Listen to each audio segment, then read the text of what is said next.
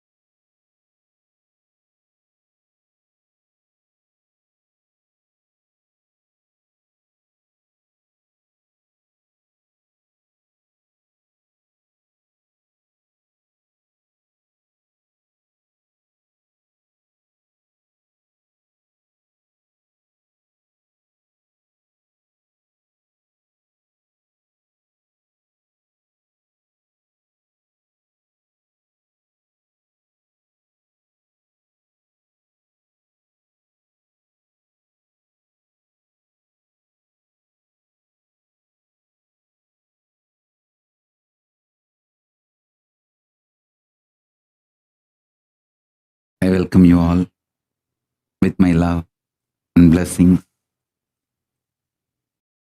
I welcome all the Sarvajñapita Yajamans, Kartas, Shri Mahants, Mahants, Kotari Tanedar, everyone sitting with us all over the world. I welcome all of you with my love and blessings.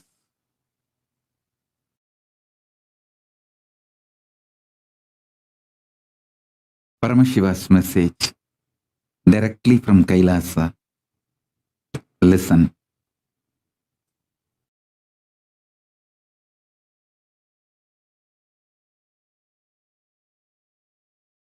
Conscious sovereignty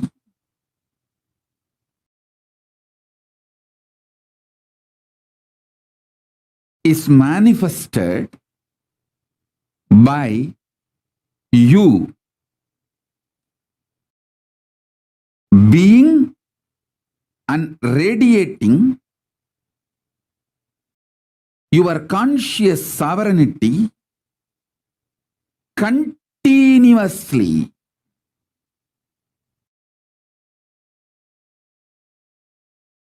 Do this Swarajya Siddhi Samyama.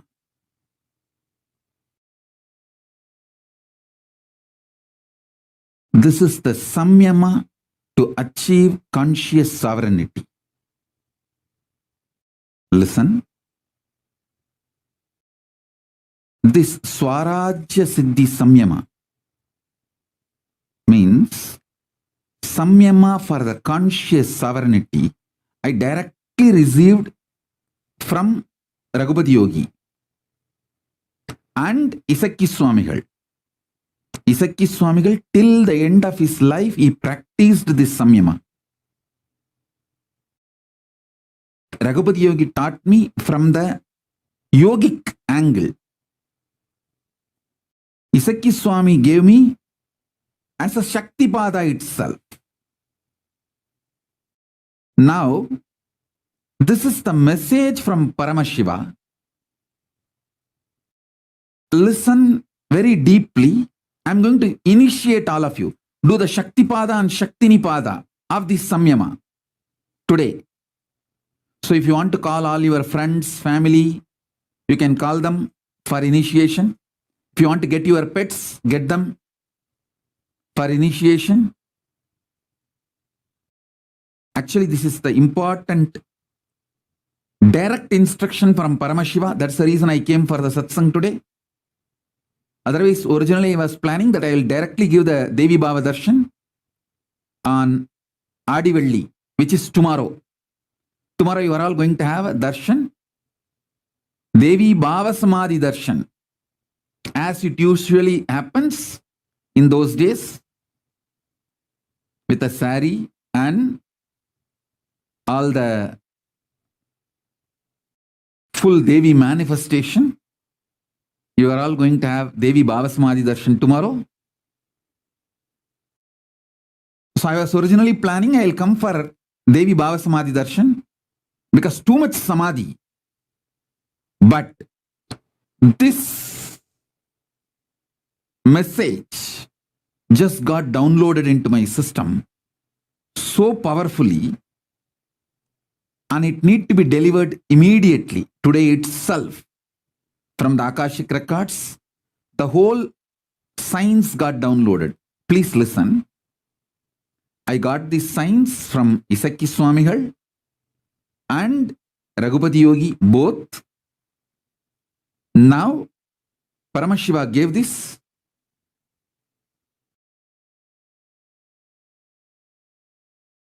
Elaborately, directly from the Akashic records.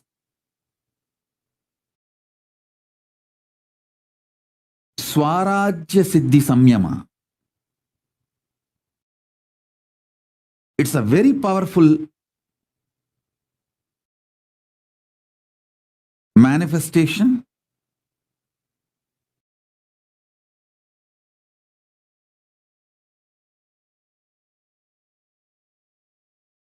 Directly from Paramashiva.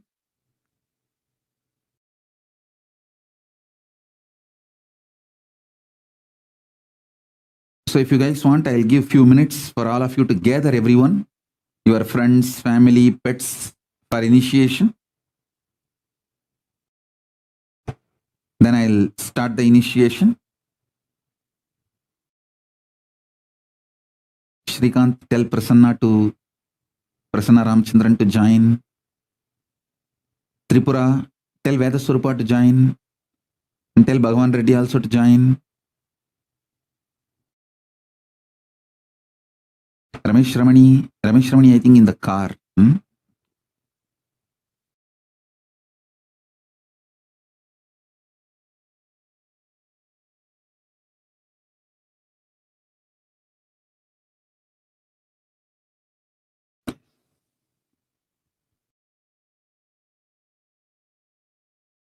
Oh, it's in the house. Ramesh Ramani is in the house only.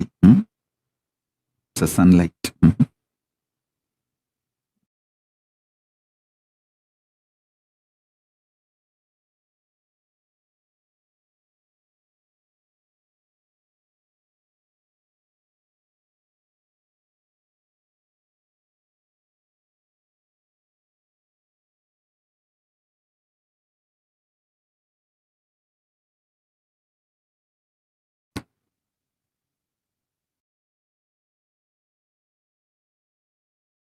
So all of you settle down with your Atmalingas.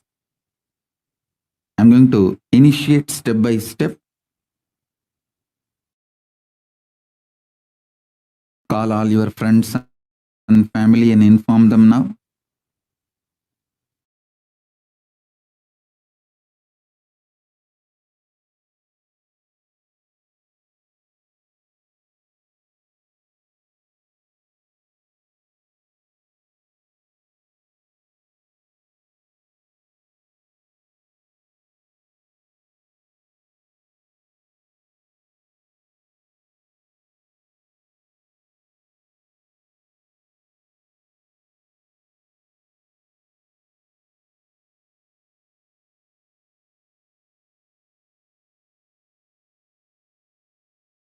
This Samyama has two layers.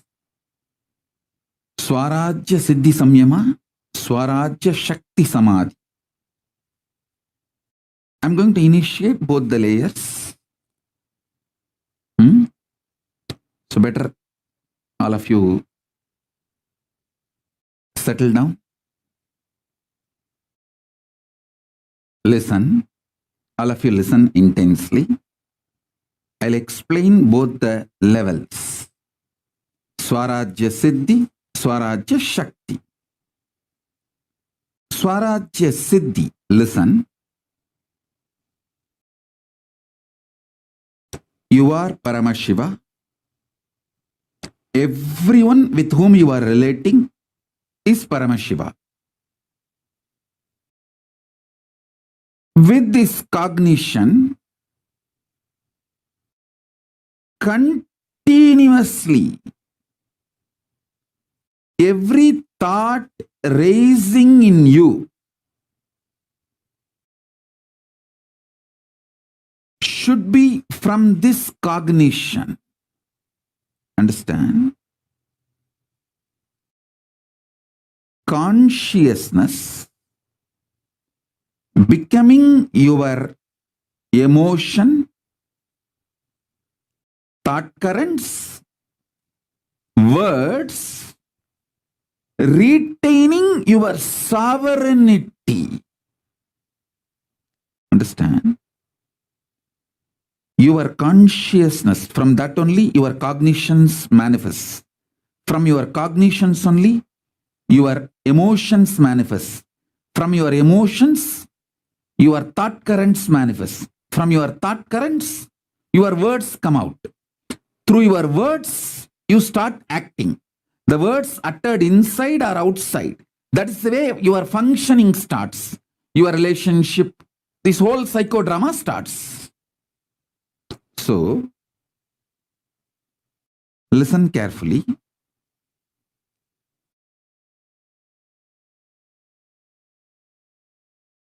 Your consciousness manifesting as your cognition, as your emotion, as your thought current,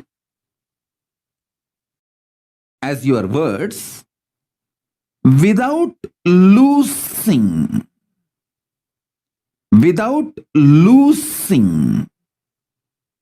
your sovereignty. Then you achieve Swarajya Siddhi. Anyone in this world can start practicing it.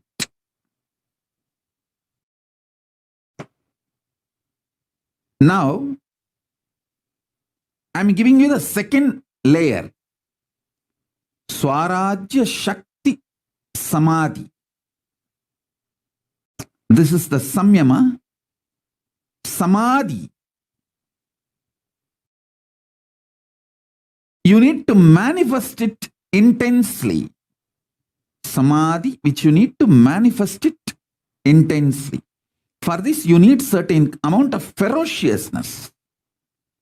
Just for this Chaturmasya, please do it. Listen carefully. Mala Nadarajan, don't worry. Mala Nadarajan has messaged that Nadarajan is admitted in the hospital. Don't worry. You have taken care of my daughter, so I will take care of you all. But don't worry. Yes, let's come back to satsang. Listen.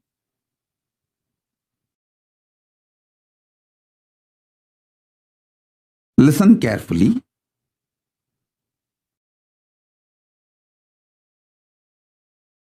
I'll describe elaborately, clearly, how my gurus used to manifest this samadhi and these powers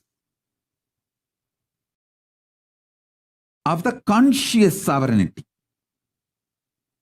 I'm using the word English word conscious sovereignty. Originally, the original Sanskrit word is Swarajya Shakti. It means reclaiming your Rajya, your kingdom, and manifesting the Shaktis of your kingdom. Swarajya Shakti Samyama, Swarajya Shakti Samadhi. Samyama means Tarana, Dhyana, Samadhi. All these three put together is called Samyama. So now, this is the way you can manifest your conscious sovereignty. Listen. Listen to the instructions deeply. Only one thing. 24/7. Remember, you are Paramashiva. Everyone with whom you are interacting is Paramashiva. And from this same space, your new cognitions should start manifesting. Your thought currents should start manifesting. Your ideas, emotions should start manifesting. Your words should start manifesting. It is very easy if you decide. These 4 months, this Chaturmasya, conscious sovereignty Chaturmasya, you will do all the interactions from this space. I tell you, I guarantee, take this as my guarantee, you will earn 10 times more wealth. You will have best relationships. Your health will become 100 times better. Your inner space will manifest at least 100 powers.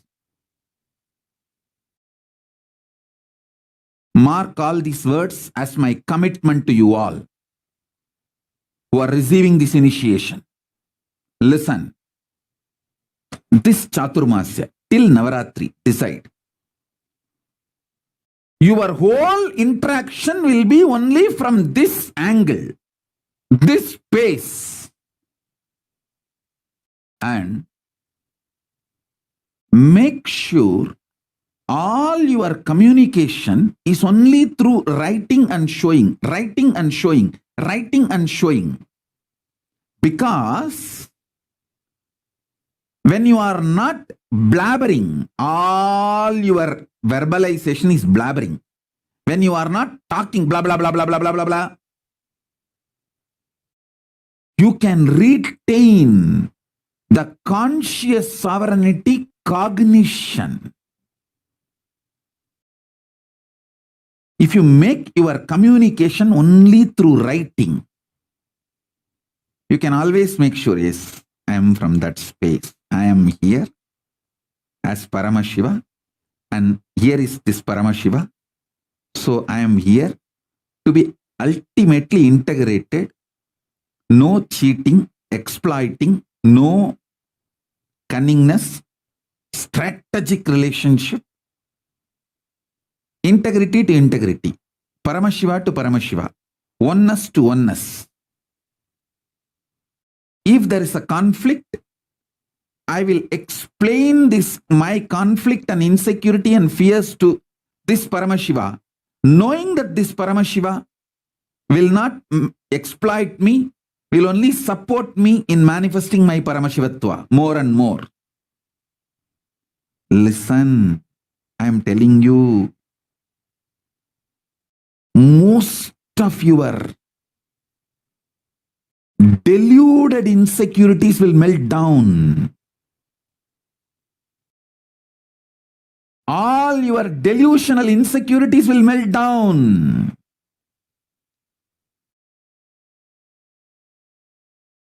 You will know only the real problems and you will be able to solve it. I tell you, I know the powerfulness of this samadhi. I've seen my gurus doing, and I have done it. Now, I wanted to prove to all the devotees all over the world. There are many people, newcomers, you would have come today and listened to this satsang. You may be thinking, oh, this is absolutely impractical. 4 months he is asking us to be literally in silence.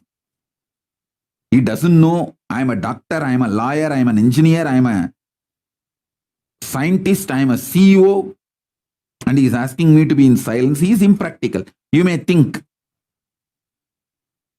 for all of you, I will prove the power of this samyama by making my Kailasa government. The whole Kailasa government will function, this whole Chaturmasya, with this Swarajya Shakti Samadhi. Means the whole Kailasa government. Biddi, Tiruvannamalai, from there I am telling, all over the world,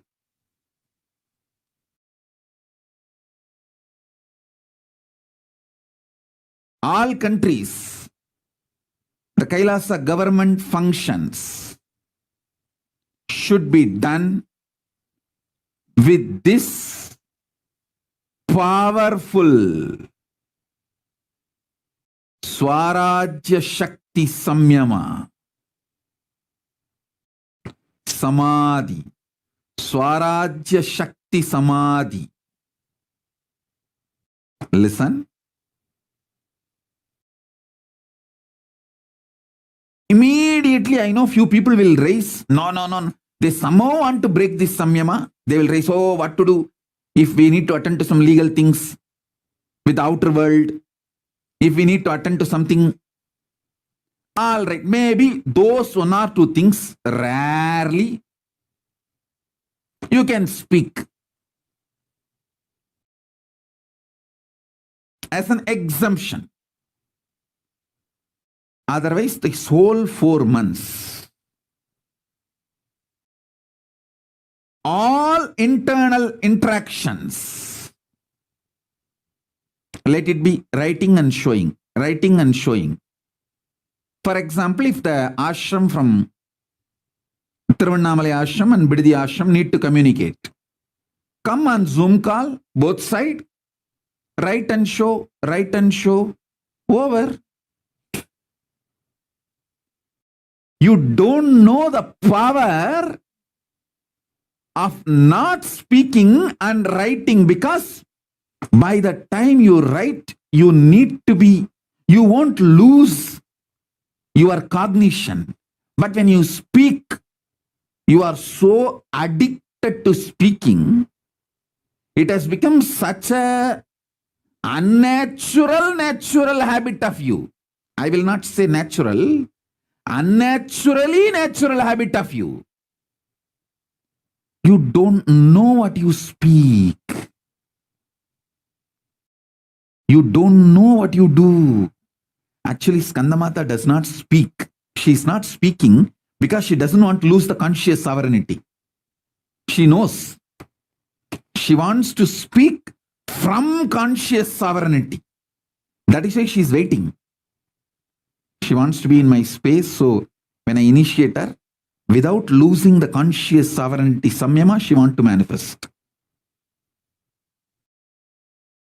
Listen. The Kailasa government, all the Kailasa-vasis, if you guys take it sincerely and do what I am saying, you will prove to the world the power of this samyama. The power of this samyama. Listen. When I am explaining, if you decide it is difficult, you are not going to do. If you decide it is easy, you may take it for granted. Whether it is difficult or not, you have to do, that's all. Guruvak is neither difficult nor easy. It's a choice. Relationship with Guru is neither difficult nor easy. It is a decision, that's all. It's a simple decision, that's all.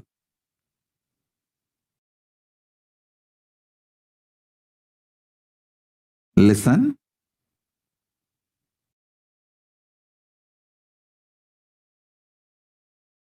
So even for the devotees, I am saying, See, in your office, you may not have convinced everyone about your spiritual path. With those people, you can speak no other way.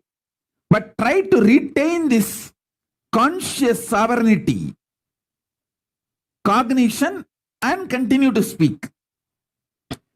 Keep that as an exemption. Other than those few people with whom you have not convinced your spiritual path and your connection with Kailasa and all that.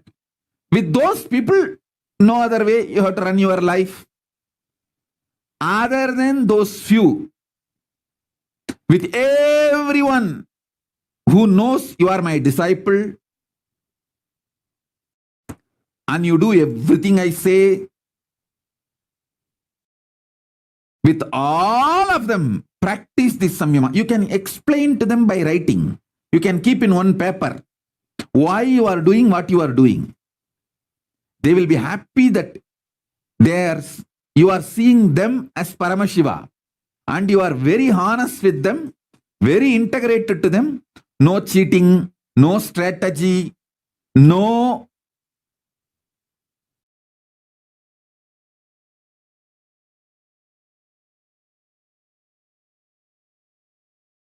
cunningness.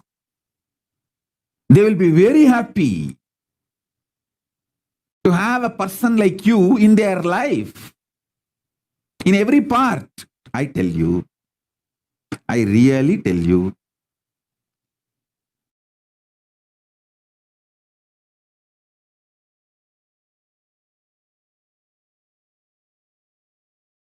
Exemptions, okay. Like there may be some of you, speaking is your profession, like a teacher or a singer. So those few things exempt, okay. Even in Kailasa government, there will be few people who will do this morning satsang hosting. So those few exemptions, okay. Even during that time, try to continuously hold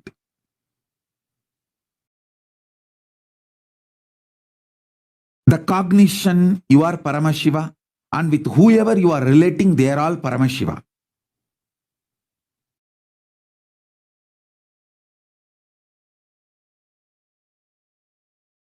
And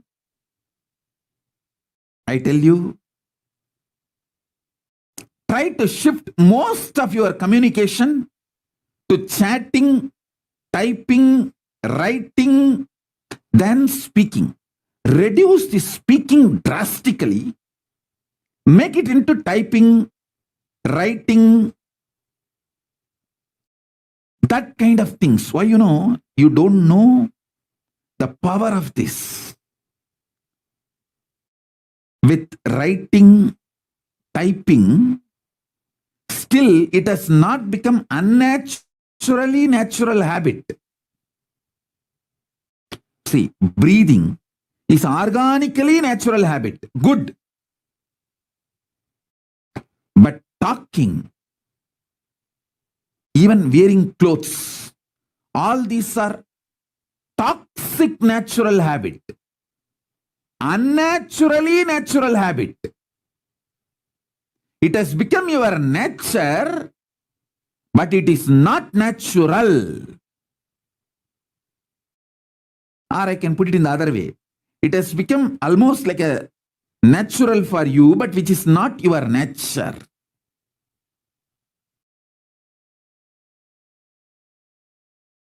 Like how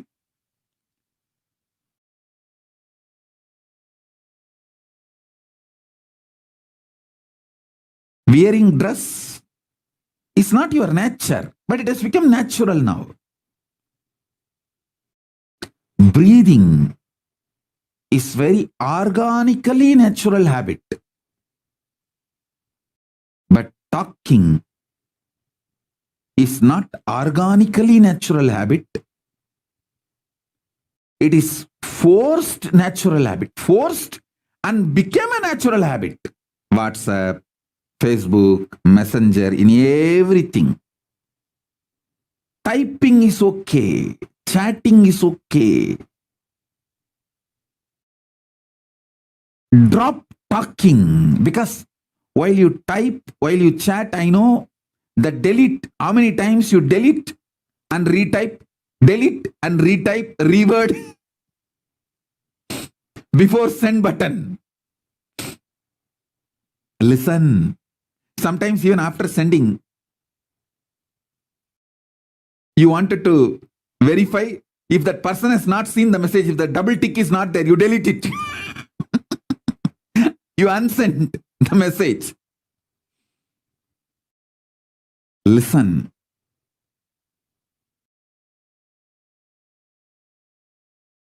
Just these 4 months,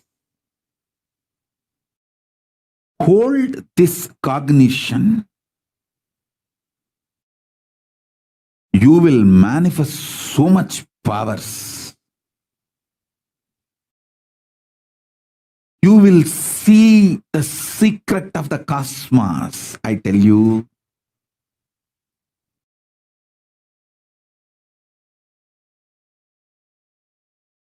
Listen, Paramashiva, you decided to enjoy you, so you became many. And enjoying you, anything else, pain, suffering, fear, insecurity, due to the existence of the other, is delusion.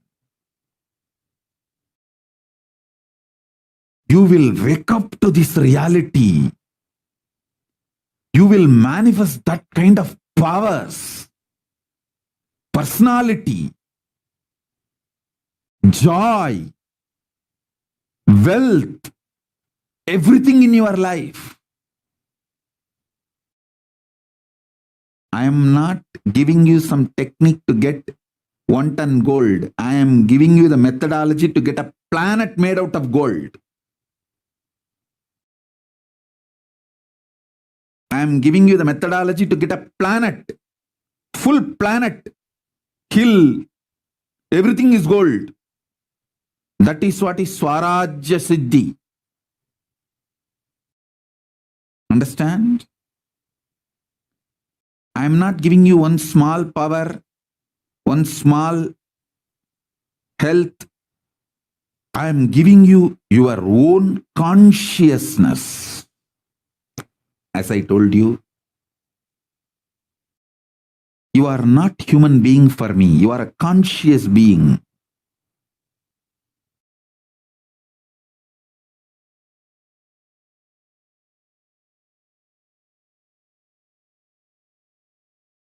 You will know your purpose. You will know your life. You will feel so fulfilled, peace, joy, fulfillment.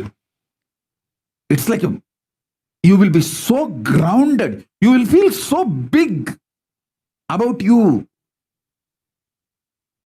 You will feel so satisfied about you.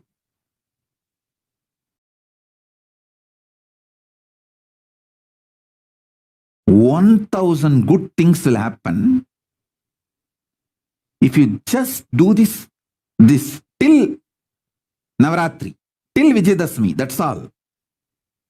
I am not asking you to be in silence forever. Even in this Chaturmasya, I am not saying that you should never talk. As I gave you the exemption, whoever you are not convinced that you are my disciple and you are doing some spiritual practice, maybe your boss in the office, some of them may not have been convinced about your spiritual aspiration and practices. With them you have to speak your survival. Those things, make it as exemption. Other than those exemption,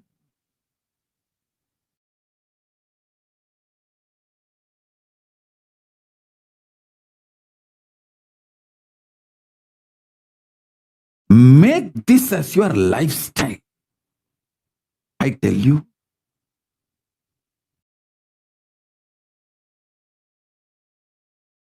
The most important truth is holding the conscious truth. You are Paramashiva. and everyone in your life is Paramashiva. Hey, listen.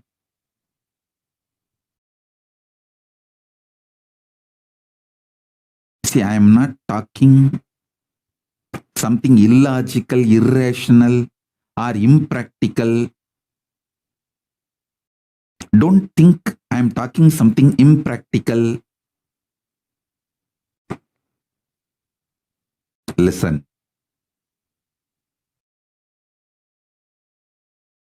By the grace of Paramashiva,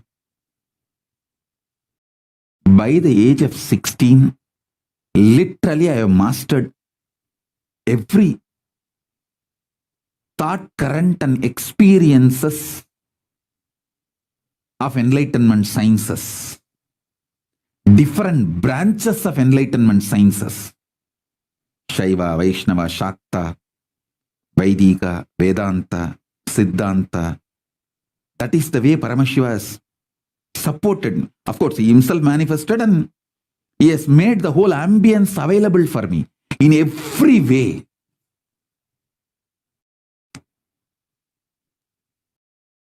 He supported and made everything happen. And after that, last 27 years of my public life, from the time the Yoga Pattabhishekam is done, last 27 years, with millions of people I have worked, directly, personally, initiated, guided, made them experience powers, manifest all the best things in the life. I have done everything. Listen, I am telling you all this just to make you understand. I am most practical person. I will not tell you something impractical. And I will not tell you something useless. I am highly user-friendly and highly efficient. Efficiency-oriented, focused. If I ask you to do some spiritual practice for 10 minutes, I will make sure you get the result of at least 10 years of your tapas and the time you are spending on that spiritual practice. I am a very productive person, efficient person. You can see in 43 years what I have achieved. From that you can understand.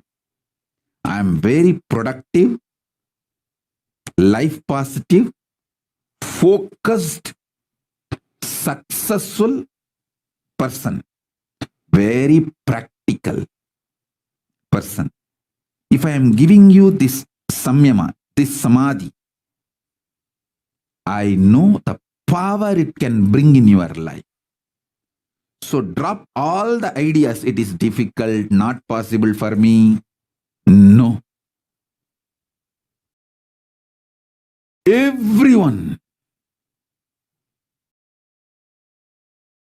will be able to do this.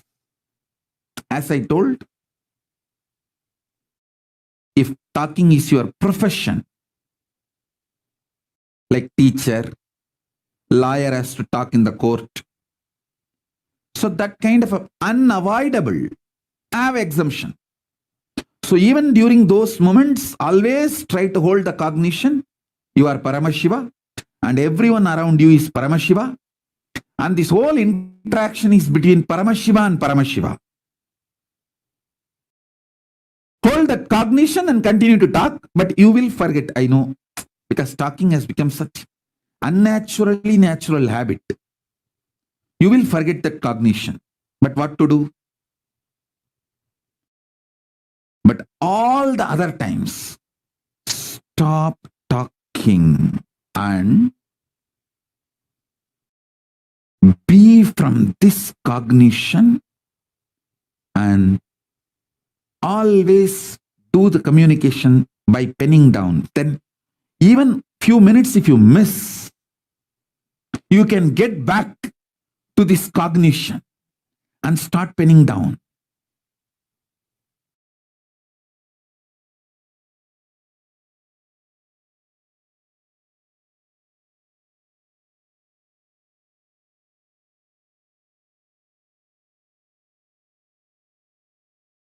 Kailasa government should take up this samyama. Everyone in Kailasa. And even the people who have come for the quarantine, staying in all our campuses, you can also try. Of course, it is not a compulsion for you. You can try. Because now, these 4 months, what are you going to do? You can try.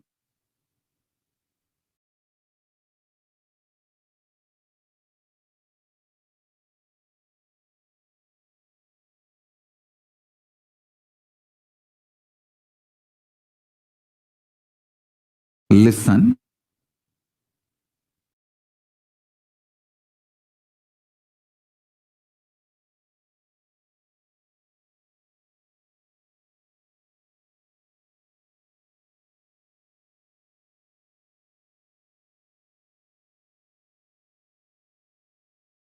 When you start trying, you will see how many things open up in you and how you beautifully organize yourself.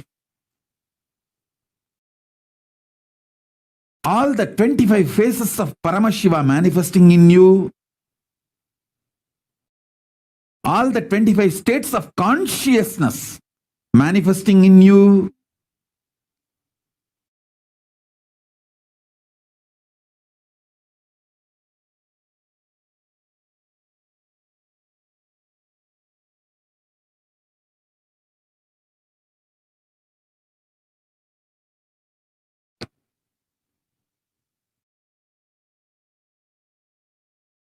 how your whole being gets manifest, the Paramashivatva manifests in you. I tell you, when that experience comes from the peace space of Paramashiva, that samadhi starts manifesting, then you will understand, oh God, wow.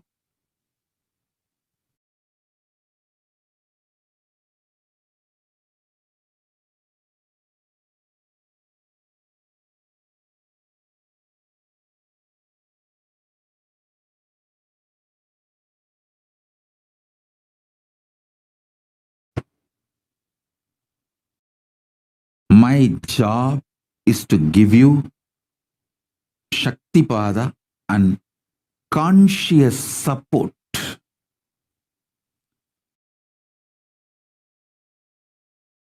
as a living Purnavatara of Paramashiva.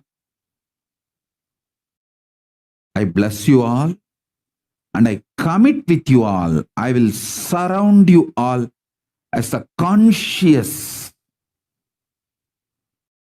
layer inside and out, inside and outside both, like a conscious blanket, conscious energy field. Support all of you in every possible way to manifest this great truth.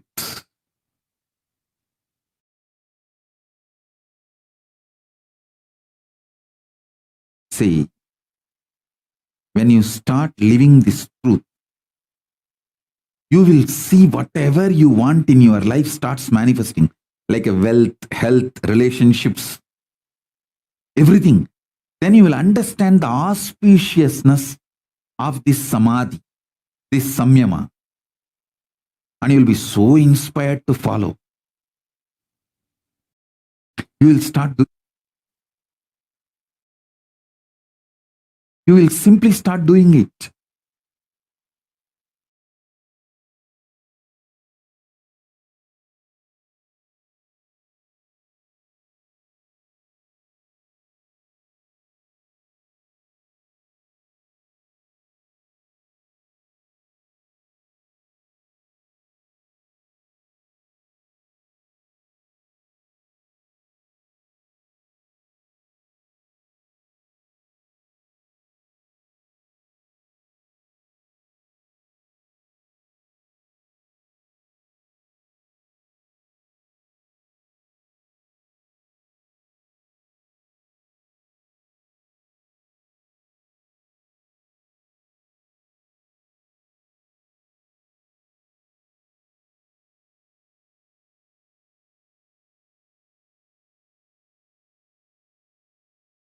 I have seen Isaki Swami constantly manifesting this samadhi. Whenever he sits in samadhi, he will do that only. He will never speak. He will have a slate, and anybody comes for blessing, support, anything, he will just write and show. And clean. Write and show. And clean. Write and show. That's all.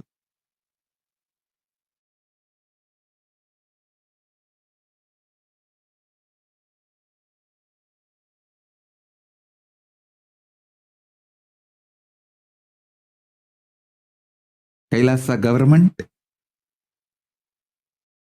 all over the world, start practicing this and give confidence to people that it is possible to do this and be successful in all our activities.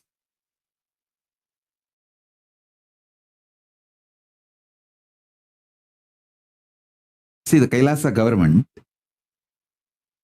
surely you can convince your vendors, people who supply food for you, you can convince them. We are doing a special process, Mauna Vratam, Samyama for this 4 months. We will only write and show. Maybe you will not be able to convince if there is some legal requirements, like you need to talk to some lawyer or some legal, if needed, with the outer world. You may not be able to convince them. So with them, you can communicate through words. Even with them, hold this cognition and communicate. Communicate slowly from this cognition, conscious sovereignty. Let the words manifest one by one, slowly, with extreme awareness.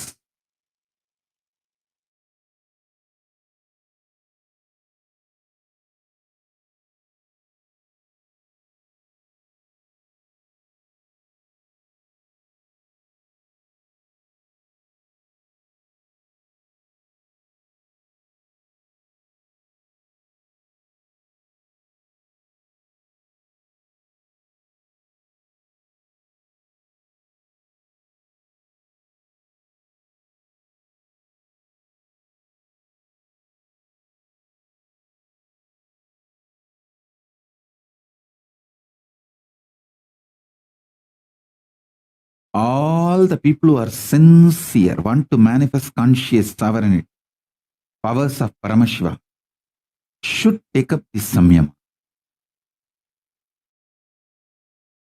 Actually, Papa Skandamata is doing this samyama already. That is why she is not talking. It's not that she doesn't know the language. You can write and show her. She knows the language. I can prove it to her. She knows the language. I can prove it to the whole world. You can write and show, she will respond. She knows the language. She is doing this samyama. That's why she's not talking. She is doing this samadhi. She wants to talk from conscious sovereignty in my space.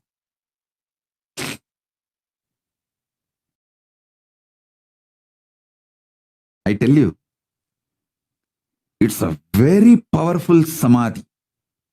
Samyama.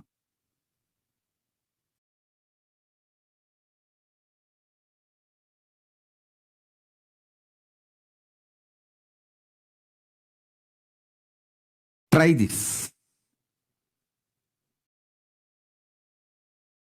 even the people still now you have not convinced that you are my devotee, you are spiritual seeker and you are practicing, you are initiated disciple, you can take next 1 or 2 days and convince them.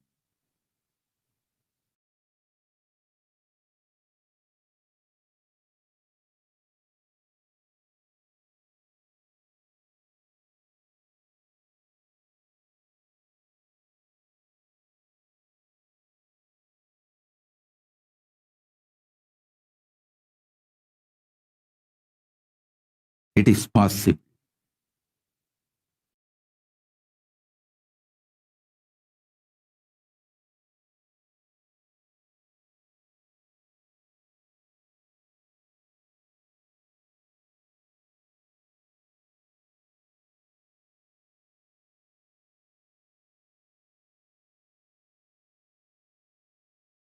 Kailasa, everyone, listen, everyone in the Kailasa, all the Adinavasis, Gurukul Balasans,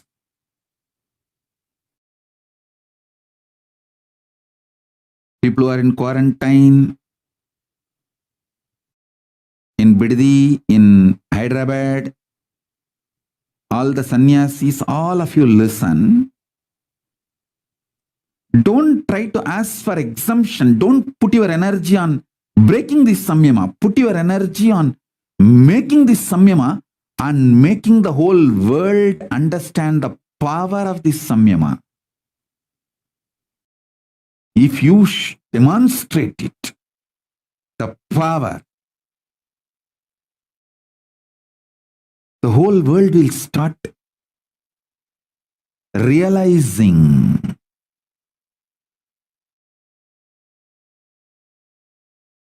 the power of Paramashiva's words. That is the best enriching you will do.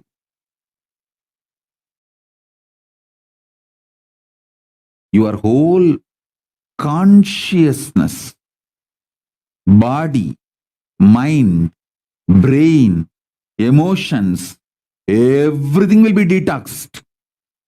Paramashiva will start manifesting. Just this one samyama, this one samadhi,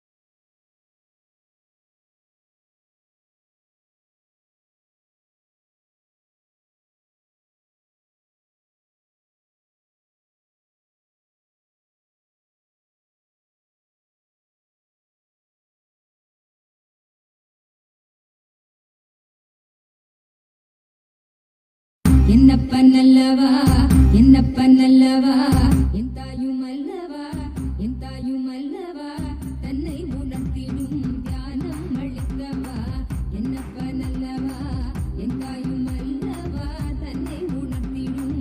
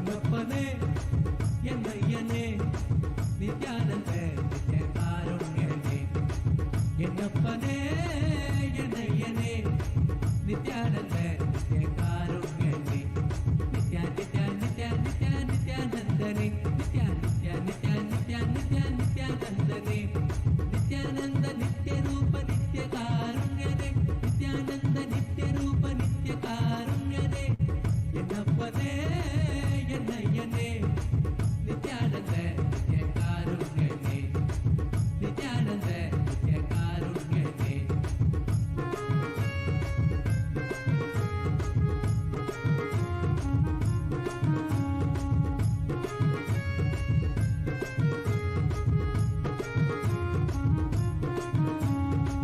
பன்னீர் கை நித்ய குருநாதனே பன்னீர் கை குருநாதனே பன்னீர் கை நித்ய குருநாதனே பன்னீர் கை குருநாதனே பக்தர்களுக்கு அனுகூலனே பக்தர்களுக்கு அனுகூலனே நித்யா நித்யா நித்யா நித்யா நித்யானந்தனே நித்யா நித்யா நித்யா நித்யா நித்யா நித்யானந்தனே நித்யானந்த நித்ய ரூப நித்ய காருண்யனே நித்யானந்த நித்ய ரூப நித்ய காருண்யனே என்னப்பனே என்னையனே நித்யானந்த நித்ய காருண்யனே என்னப்பனே என்னையனே நித்யானந்த நித்ய காருண்யனே நித்யா நித்யா நித்யா நித்யா நித்யானந்தனே நித்யா நித்யா நித்யா நித்யா நித்யா நித்யானந்தனே நித்யானந்த நித்ய ரூப நித்ய காருண்யனே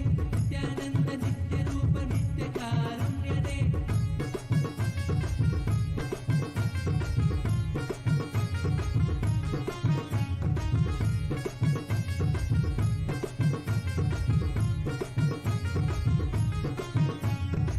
நித்யபுரி வாச நித்யானந்தனே நித்யபுரி வாச நித்யானந்தனே நித்யபுரி வாச நித்யானந்தனே நித்யபுரி வாச நித்யானந்தனே அருள்புரி நித்யானந்த ரூபனே அருள்புரி நித்யானந்த ரூபனே நித்யா நித்யா நித்யா நித்யா நித்யானந்தனே நித்யா நித்யா நித்யா நித்யா நித்யா நித்யானந்தனே நித்யானந்த நித்ய ரூப நித்ய காருண்யனே நித்யானந்த நித்ய ரூப நித்ய காருண்யனே என்னப்பனே என்னையனே நித்யானந்த நித்ய காருண்யனே என்னப்பனே என்னையனே நித்யானந்த நித்ய காருண்யனே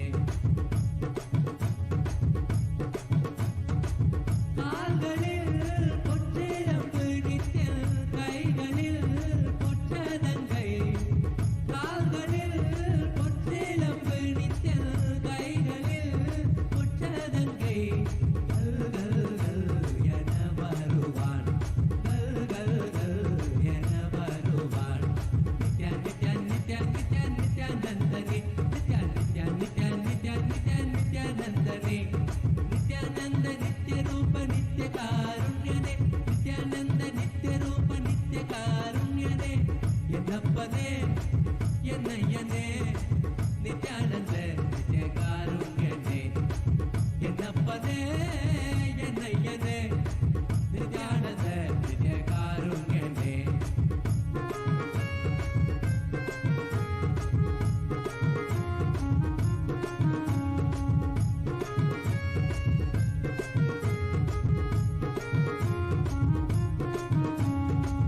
கங்கை முடி கொண்ட காசிநாதனே கங்கை முடி கொண்ட காசிநாதனே கங்கை முடி கொண்ட காசிநாதனே கங்கை முடி கொண்ட காசிநாதனே பங்கை சரி பாதி தந்தவனே உடம்பே பங்கை சரி பாதி தந்தவனே Nithya Nithya Nithya as a living Purnavatara of Paramashiva, living complete manifestation of Paramashiva. I bless you all. Let this conscious sovereignty samyama, let this Swarajya Siddhi samyama, Swarajya Shakti samyama, manifest in all of our lives, and all the auspiciousness blossom. The past, present, future, all the three completely be occupied by Paramashiva. Let Paramashiva manifest in our past, present, future. Make all of us realize not only our present and future is Paramashiva, even our past is Paramashiva. There is no vase for past in the space of Paramashiva. All three, past, present, future, all is eternal. When you understand past is Paramashiva, you will understand present is Paramashiva, future is Paramashiva. All the delusions will disappear. Kala Tita, Maya Tita, Dvandva Tita, Paramashivatva manifest in all of us.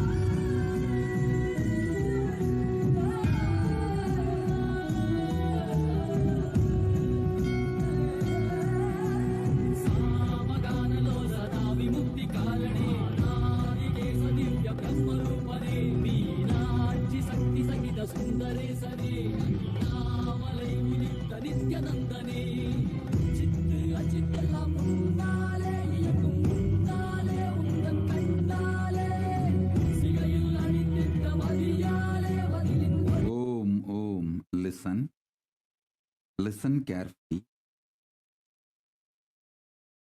The idea, perception, experience you carry about your past, when that starts changing, your future will start changing. This samyama, Swarajya Shakti Samadhi Samyama, will make your idea about your past change. Your life will be detoxed so much. Your perceptions about past will disappear. You will feel so much of joy, ecstasy, fulfillment. I tell you, when you guys suffer, I feel so much sympathy seeing you all, because 99% of your suffering is just delusion centric. The remaining 1% is not suffering. It's a sport challenge, joy of life.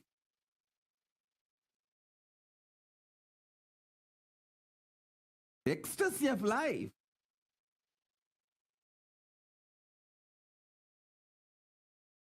So, when your perception about the past changes, past just drops from you. It will never be a heavy load on you. It will no more be a toxic around you, making your present and future toxic.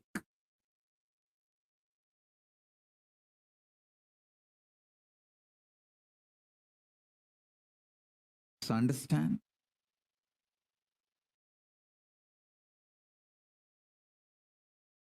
I bless you all. The whole load of your past be detoxed.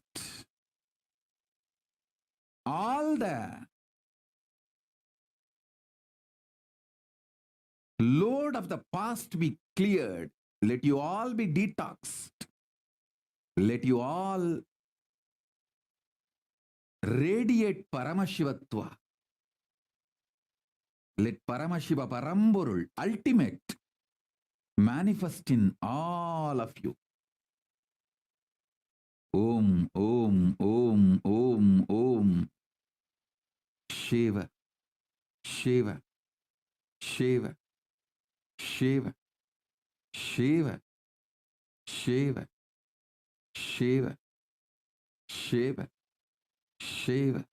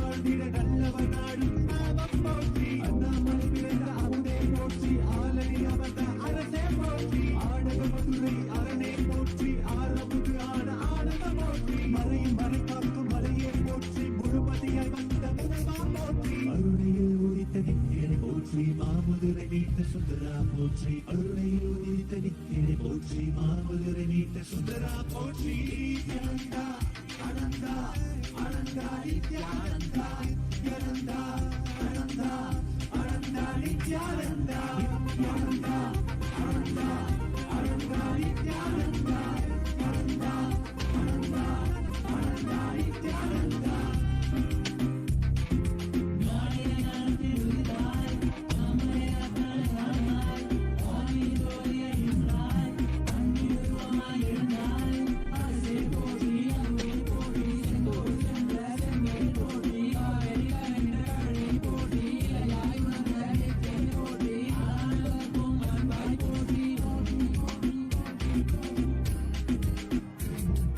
இடதலையும் எந்தாய் போற்றி அருவமை உருவமை ஆனாய் போற்றி முழுவதும் இருந்த முதல்வா போற்றி முத்தமிழ் மொழி கண்ட முகிழே போற்றி அஞ்சல் என்கிங்கு அருள்வாய் போற்றி அத்தான் போற்றி ஐயா போற்றி நாதமனாவிலே நின்றாய் போற்றி தீரமராவிலே போற்றி அனந்தா அனந்தா நினைத்தால் நெஞ்சில் நிறைவாய் அனந்தா அனந்தா நினைத்தால் நெஞ்சில் நிறைவாய் நஞ்சிய முதாய் நயந்தாய் போற்றி கனவிலும் அன்பற்கு ஆனாய் போற்றி கலியுகம் காத்த காலமே போற்றி உணர்வில் ஒன்றான உயிரே போற்றி உயிர் தாண்டி வந்த துணையே போற்றி அருமையில் எளிய அழகே போற்றி கோடியில் என கொண்ட நித்தியனை போற்றி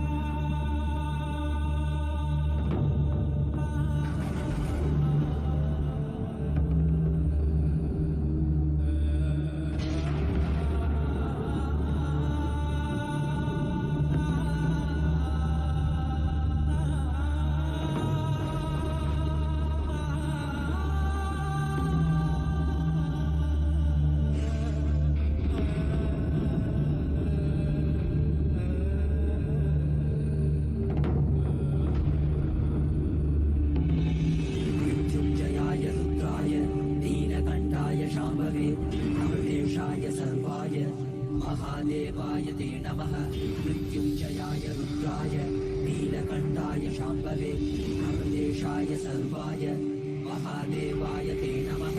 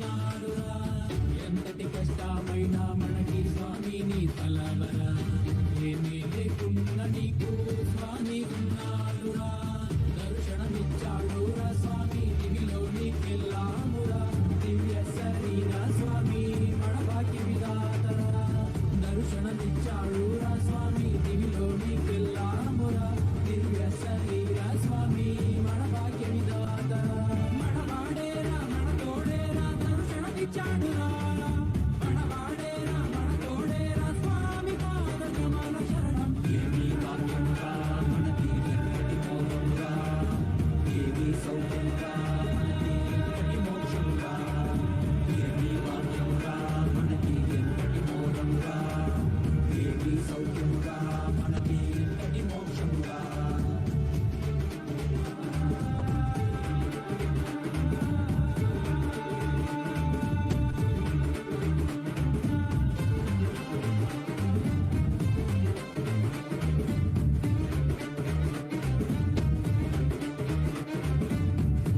తలుపు కోటి స్వామి శక్తికిచ్చాడురా భూమిలోని అందరికి శక్తికిచ్చాడురా ఒక్క తలుపు కోటి స్వామి శక్తికిచ్చాడురా భూమిలోని అందరికి శక్తికిచ్చాడురా మనకి శక్తినిచ్చి మనతో అందరికీ తెచ్చాడురా స్వామి దీక్షతో పుట్టివాడు చూసేనురా మనకి శక్తినిచ్చి మనతో అందరికీ ఇచ్చాడురా మన స్వామి దీక్షతో పుట్టివాడు చూసేనురా పంచమంతా సంతోషమే పరాశక్తి ఆవిష్కరణమే ఏమీ భాగ్యంగా మనకి ఎంతటి మోదముగా ఏమీ సౌఖ్యంగా మనకి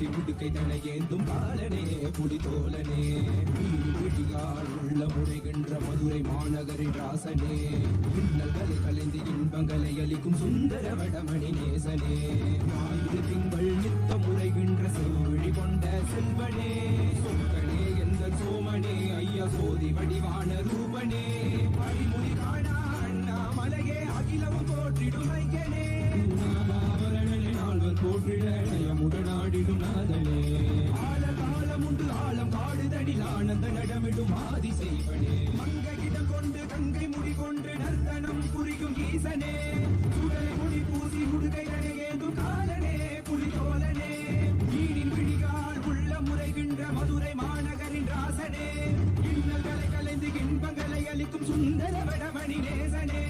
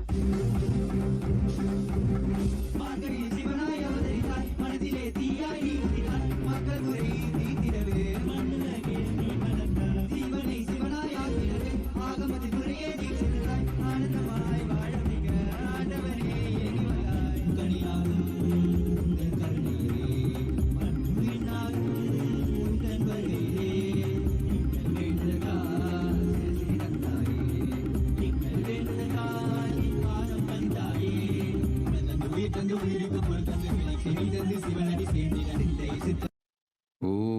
Om, Om, Om, Om.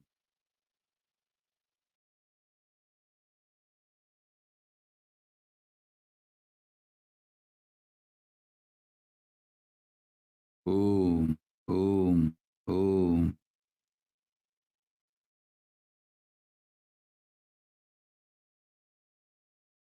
I bless you all. Let Paramashiva manifest with all the bliss, complete manifestation as a living Purnavatar of Paramashiva. I bless you all. Let Paramashiva manifest as Purnavatar in all of you.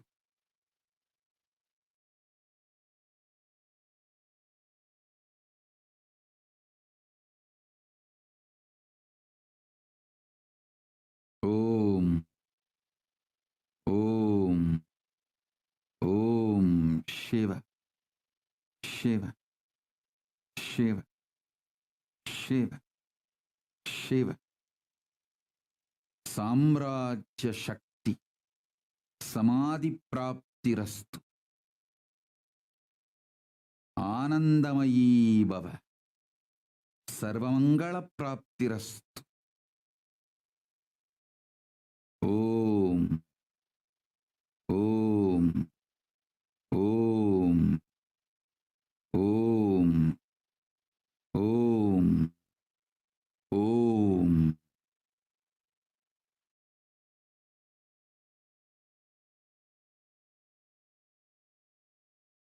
I bless you all. Let all the auspiciousness happen.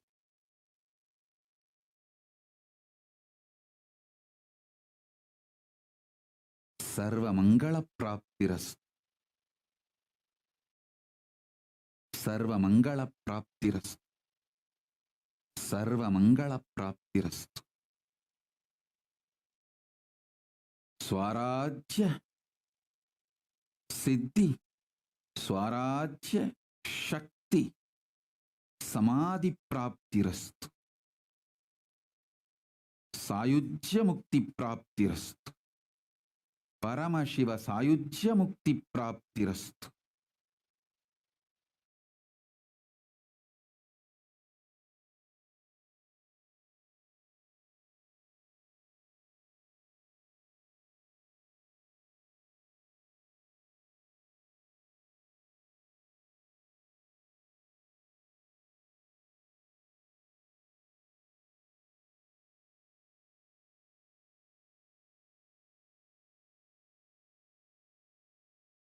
Today I also have some releases. Till now we have few hundred proclamations from all over the world. Today I am releasing first 200 to all of you and to the world. The first proclamation is from Mayor of City of San Jose, the Honorable Sam Liccardo. I thank you for this proclamation. Next is from John Billingsley, President, Hollywood Food Coalition, USA. Ashok Desai ji from California, USA. Reach Maluwal, spokesperson, South Sudan Bar Association, South Sudan. Commander Amela B.T. Gibson, Immigration Support Unit, the Republic of Liberia. Mr. Rabi Fakri, Attorney at Law, Lebanon. Joshua Kitakule, Secretary General, Interreligious Council of Uganda, Kampala, Uganda. Kayanja Vincent D. Paul, Chairman of Lake Victoria Regional Location, East Africa, Uganda. Governor Henaro Polai, Melakak State, Republic of Palau. I thank all of you, and there are hundreds more. Today I am releasing the first set of few hundreds. Blessings to all of you. And Ma Paramartha Bangaru Kutru Niku Pelirosu Subhakangshalu. Ma Paramarthananda, Ma Nitya Paramarthananda Bangaru Kutru Niku Pelirosu Subhakangshalu. Blessings. And blessings to every one of you.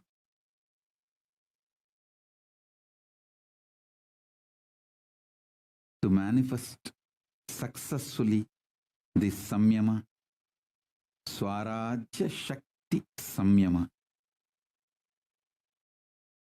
So with this, I bless you all. Let's all radiate with integrity, authenticity, responsibility, enriching, causing, living, collective integrity, and Paramadvaitam, Shuddhadvaita Saivam, the state, space, powers, being, superconsciousness, and Kailas of Paramashiva. Paramashivoham, Om Nityananda Paramashivoham, the eternal bliss, Nityananda. Thank you. Be blissful.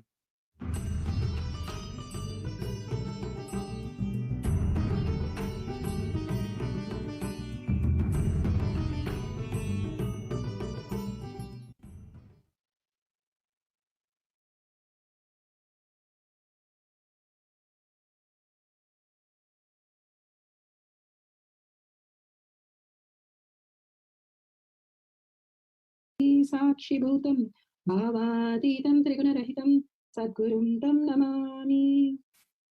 Let's go through the disclaimers. Security measures.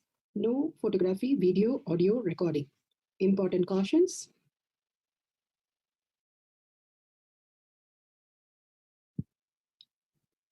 Please be aware of the important cautions.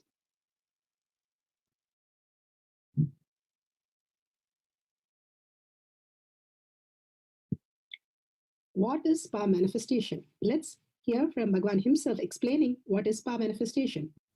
All the 25 states of consciousness, when they happen in you, due to your chemicals and hormones, ups and downs, it is powerlessness.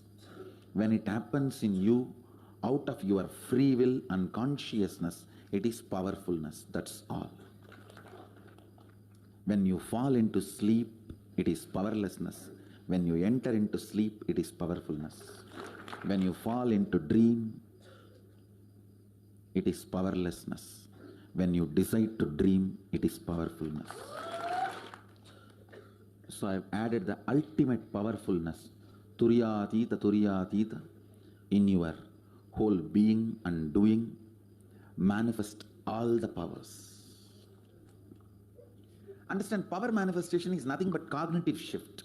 It is not work. It is cognitive shift. Understand? It is just cognitive shift. It's not work. Work is a 4-letter word. Power manifestation is cognitive shift. Playing with life.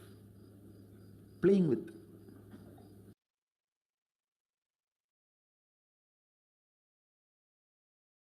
Beautifully, Bhagavan says, spa manifestation is a cognitive shift, how we have the experience from our body and mind to the superconscious space, Paramashiva as our reality. Science of spa manifestation is authentic, time-tested, scientific and foolproof. It's a science because each one of us can experience it and each one of us can repeat it. And beautifully, the pramanas, the evidences are listed here. the scriptural evidences, the eternal unchangeable truth revealed in the source scriptures, the Vedas and the Agamas, Apta Pramana, the experience and the results of the Aptas, the Rishis, Munis, Ganas, Nainamas, Alvars, Siddhas, all of them are authority of Hinduism, who have manifested all the powers of Paramashiva. Atma Pramana, account of His Divine Holiness, Bhagavan Nityanda Paramashivam, this millennium's avatar's personal experience of power manifestation, Bhagavan's very own Leelas. Shakshi Pramana, the experience of the millions of devotees, disciples, followers all around the world, manifesting the powers of Paramashiva, beautifully initiated by Bhagavan himself. Pratyaksha Pramana, the scientific study, measuring the effect of being in an enlightened state. We all know that thoughtless space is possible by many methods, but one of the easiest way to experience the highest reality, Bhagavan has given the science of power manifestation. And Bhagavan himself is there to make us experience that very reality. And let's go to the Shastra Pramana. The Shastra Pramana is the eternal unchangeable truth revealed in the source scriptures, the Vedas and Agamas. This is from Vijnana Bhairava Tantra. Vijnana, the consciousness, Bhairava, one who experiences consciousness beyond the mind. Tantra is the method. How we have methods in the outer world. Bhagavan clearly gives the method to experience the higher reality. Bhagavan beautifully gives a powerful cognition how we are always ready to only teach, or not ready to listen, not ready to learn. Reading is taken from the Vijnana Bhairava Tantra, Sutra 34, Dharana 11. Kapala antarmanon yasya tishthanmilitalochanaha kramena manaso dardhyat lakshaye lakshyamuttamam. Kapalantarmanon yasya tishthanmilitalochanaha kramena manaso dardhyat lakshaye lakshyamuttamam. Vijnana Bhairava Tantra, Sutra 34. Dharana 11. Beautifully, Bhagavan Paramashiva says, by fixing a mind on the inner space within the crown center and sitting stably without any movement, having the eyes closed in succession, by the stability of the mind and the inner space, the one directly sees the Lakshyam, the ultimate goal, by having the vision beyond the sight that reveals any object or place, attaining the space of oneness with the source Paramashiva. Bhagavan beautifully have said clearly how the whole science manifested as reality in each one of us. When we bring the mind to the inner space, we are constantly searching in the outer world for some fulfillment, some achievement, something to solve, something to do, something to go beyond boredom and tiredness, something to retain as eternity. All that something that we are trying to do outside is never going to be achieved because outside does not exist. It's like planning that I'm going to build a castle in my dream, and in that castle I'm going to have my parents, I'm going to have my spouse, I'm going to have my kids, and I'm going to have cars. All that I'm planning in my dream to build a dream house. Will it be possible like that? All that we experience in the outer world is a perceptual difference from what we actually exist. When we start looking in who we are and from where we exist and not get disturbed by the outer world again and again, holding the powerful space of oneness with Paramashiva, surrendering to Paramashiva, the beautiful oneness space flowers into the ultimate reality. The power of third eye, the Kundalini awakening that happens in us is the power of third eye. Bhagavan beautifully initiates us and makes us experience the higher reality. The beautiful space is available to all of us when we were a child. Behind our ears and under our foot, there was a lump when a baby is born. The third eye was available, but it is not initiated. But beautiful space for us to manifest was available. But because of the toxins that we taken from different angles, that we start building and the whole thing disappears from our body. And whole thing we are lost. Here beautifully Arjuna, this is from Mahabharata, source is from Mahabharata, Swayamvara Parva, chapter 13, beautifully gives how Arjuna first and foremost mastered the art of dhyana. Dhyana Yoga. How Bhagavan said Samyama means Dharana, Dhyana, Samadhi. How a turbine functions. It builds a dam, and from the dam there's a pipe, and the pipe runs a turbine, and then the electricity is generated. Same way, when you bring your attention to the inner space, you have done the dharana. Then you meditate on the inner space. As Paramashiva is the reality, you are doing the dhyana. Once you are clutched into the one space of unclutched from the outer world, and only you experience the oneness with Paramashiva inside you, the turbine starts. Same way, the enlightenment space starts manifesting as reality. That is what Samyama is all about. Continuously staying in the Samyama, whatever Bhagavan gives us, and continuing to hold that space, inner space, you simply experience the ultimate. That is what Arjuna never has lost any war, because he just goes into the oneness with Krishna. Naranarayana, how can he lose? The power of the third eye, Arjuna was able to draw the arrow exactly pierce inside the fish's eyes, not even looking at it. Bhagavan says, when you have to be a great archer, you should know that the bow, which is the bow and the arrow which is going to be used, and the target which is available, and your inner space which is holding all this cognition, all merges into the one space of oneness space. Simply you will hit the target. It's like you going and putting the target or the arrow on the target itself. Simply it will happen because you are the target and you are the source, and simply you can know how to join the both points. That is the science that Bhagavan said I can download to any archer who are interested in that science. And Bhagavan can teach the whole science for you to manifest the ultimate reality. Here Arjuna learns that beautiful science of oneness and masters the science into the reality. Beautifully Bhagavan speaks on Atma Pramana. Realization of your ambition,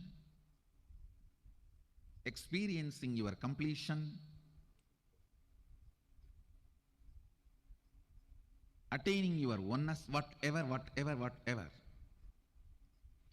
Third eye has the capacity to make whatever you want as reality. And please understand, one of the most sacred secret you need to know, if you go on rub the diamond with another on diamond, the diamond will get polished. Same way, if you go on rub your third eye with what you call as your consciousness, the third eye will be awakened. See, whatever you know is only your attention. Listen carefully. Your look only you call as personality. Your ability to give attention only you call it as your consciousness. You don't know anything else as consciousness. All you know about your consciousness is your ability to give attention. That is why when somebody gives you attention, you feel they love you. When they don't give attention, you feel they don't love you. But you need to know, attention is not love. Even though society believes attention is love, good or bad, attention is love. No, but that is not true. Listen. What you know about you stops with the level of attention.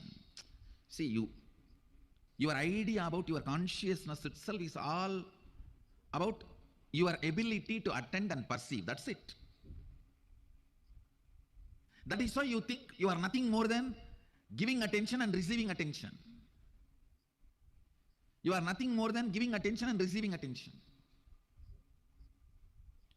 Your look is not your personality. Maybe it is one of the aspects of your personality. Your attention is not your consciousness. Maybe that is one of the aspects of your consciousness.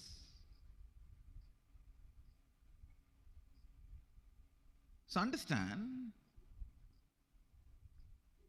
if wife wants husband's attention, she has to just look sad and uncomfortable.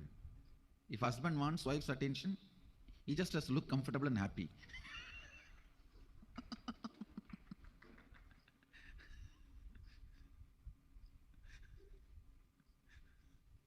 Listen. After a long time, husband and wife one-liners.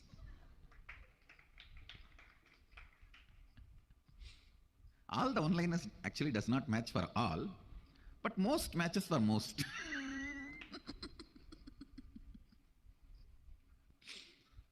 Anyhow, listen to this.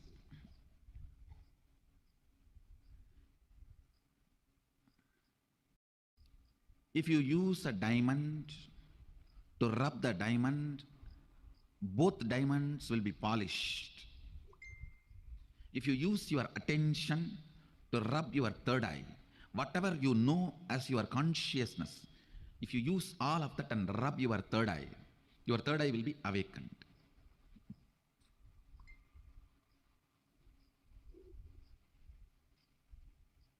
I tell you, when you don't know, either it is secret, unknown, or sacred, impossible. But if you know, it's a science. There are some fellows who think it is secret. They are afraid of it. Oh, for the sake of heaven, for God's sake, don't open. They think it is secret, unknown. We don't know. Why unnecessarily getting into it? Let's not touch it. There are some people who feel, oh, it is too sacred for me. For me, it is not possible. Then why to encourage people? Say, it doesn't work, that is not that way. Talk something stupid, foolish, which neither people understand nor you can go on justifying it, confusing people. I tell you, it is fortunately sacred, unfortunately secret, but in reality science. Neither.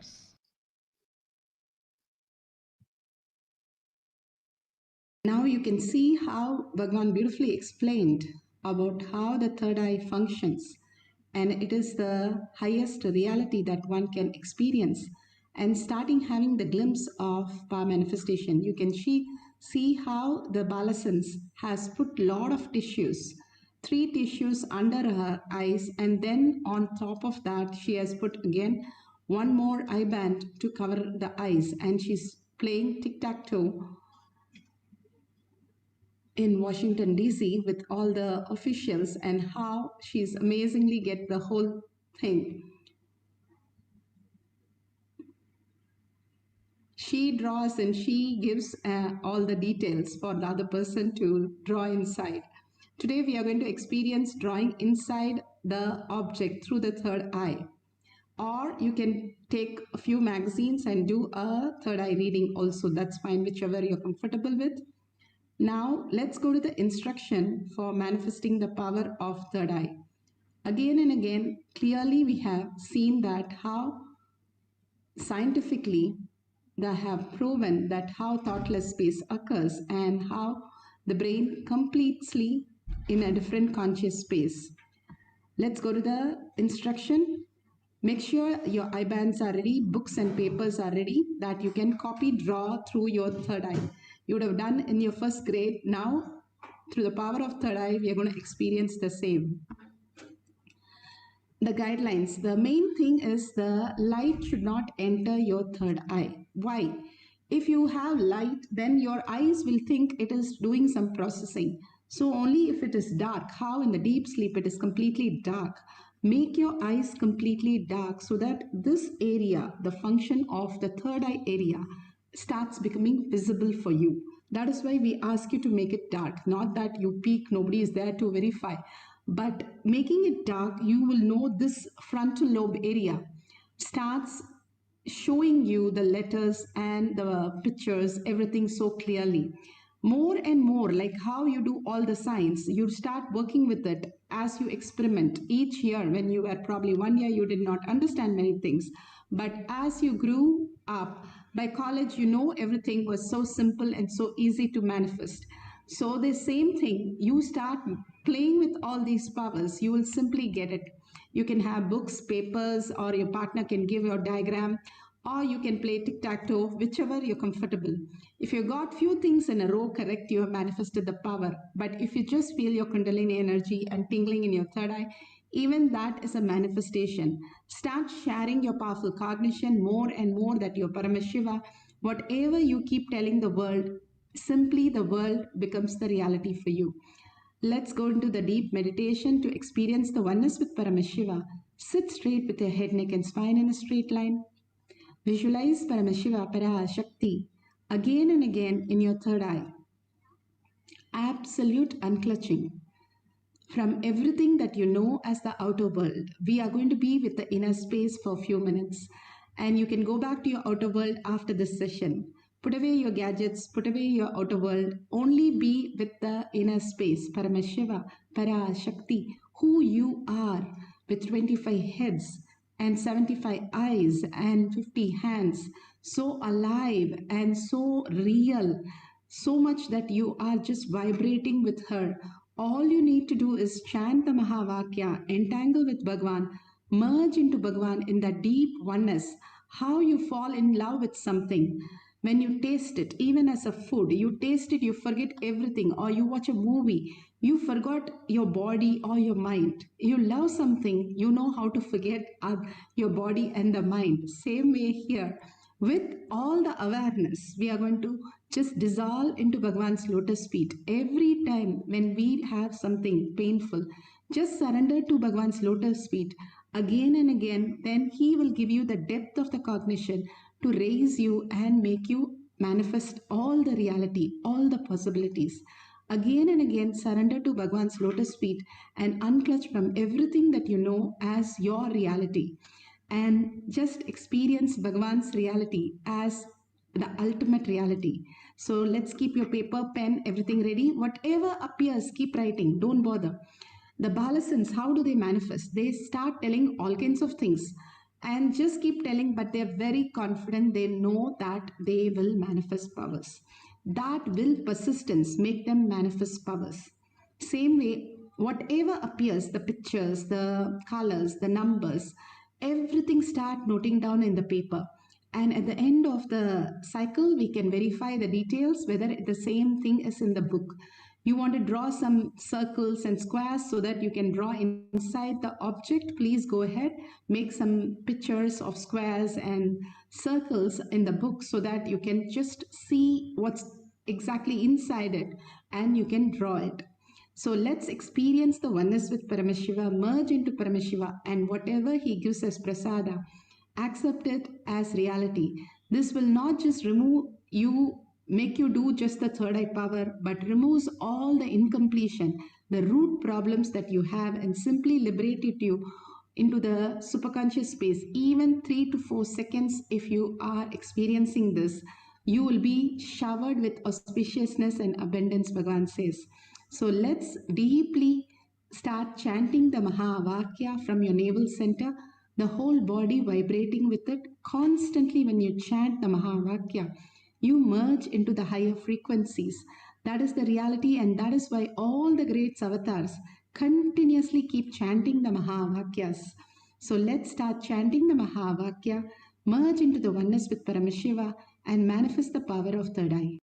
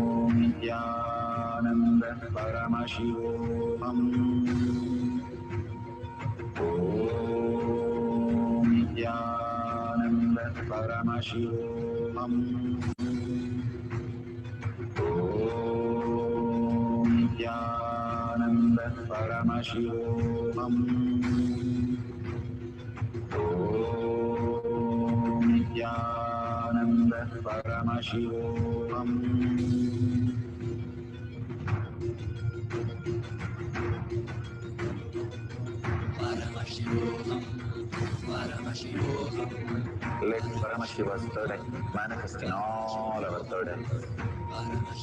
Let the Amrita pour, let the Vani open up, manifest in all of us.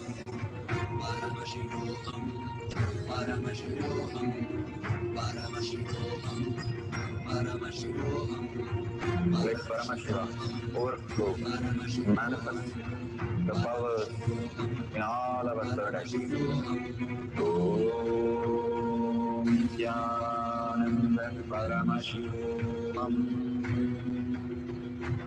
Om Nityananda Paramashivam. Om Nityananda Paramashivam. Om Nityananda Paramashivam. Om Nityananda Paramashivam. Om Nityananda Paramashivam. Om Nityananda Paramashivam. Om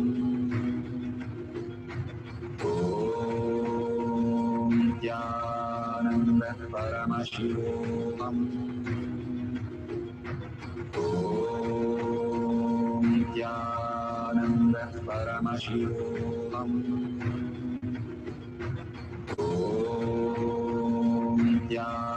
Nityananda Paramashivam. Om Nityananda Paramashivam. Om Nityananda Paramashivam.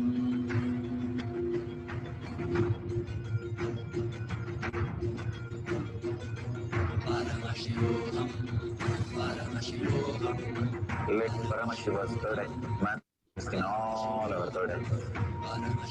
Let the Amrita pour, let the Vani open up, manifest in all of us.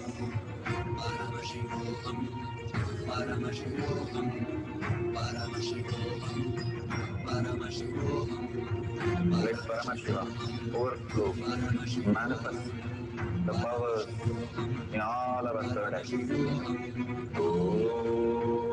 Om Nityananda Paramashivam. Om Nityananda Paramashivam. Om Nityananda Paramashivam.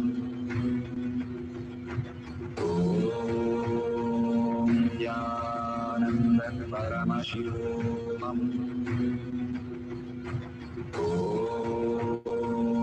Nityananda Paramashivam. Om Nityananda Paramashivam. Om Nityananda Paramashivam. Om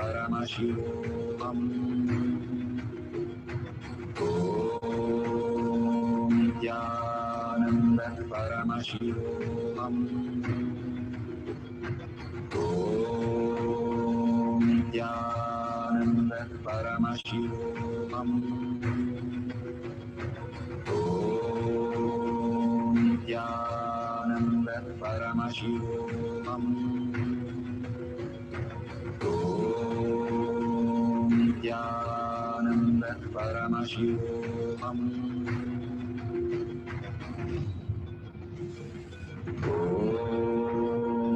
Nityananda Paramashivam.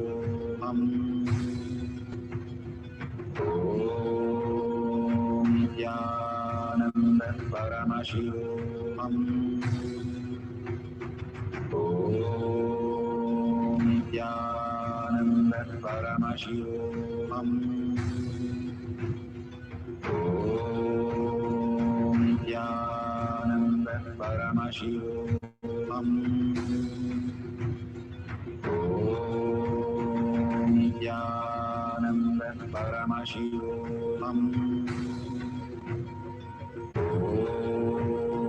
Nityananda Paramashivoham. Om Nityananda Paramashivoham. Om Nityananda Paramashivoham. Om Nityananda Paramashivoham.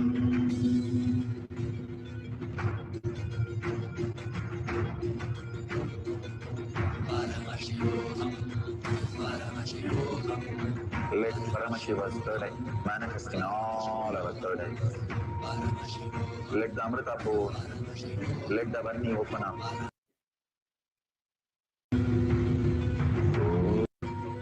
Om Nityananda Paramashivoham. Om Nityananda Paramashivoham. Om Nityananda Paramashivoham. Om Nityananda Paramashivoham.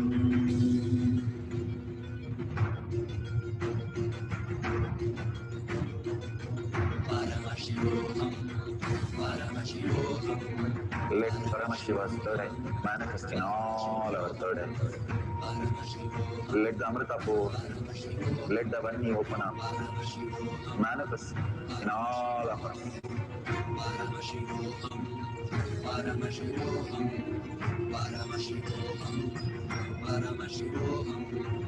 Let Paramashiva overflow, manifest the powers in all our third eyes. Om Nityananda Paramashivoham. Om Nityananda Paramashivoham.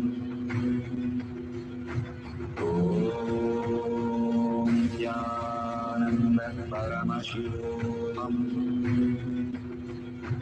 Om Nityananda Paramashivoham. Om Nityananda Paramashivoham. Om Nityananda Paramashivoham. Om Nityananda Paramashivoham. Om Nityananda Paramashivoham. Om Nityananda Paramashivoham. Om Nityananda Paramashivoham. Om Nityananda Paramashivoham.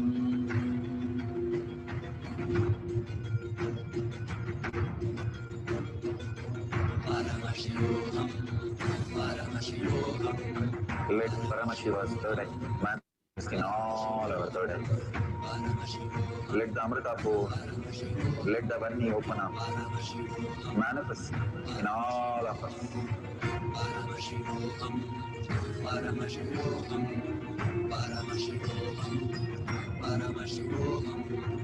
Let Paramashiva overflow, manifest the powers in all our third eyes. Om Nityananda Paramashivoham.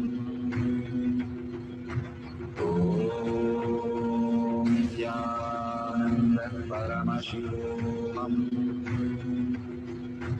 Om Nityananda Paramashivoham. Om Nityananda Paramashivoham. Om Nityananda Paramashivoham. Om Nityananda Paramashivoham.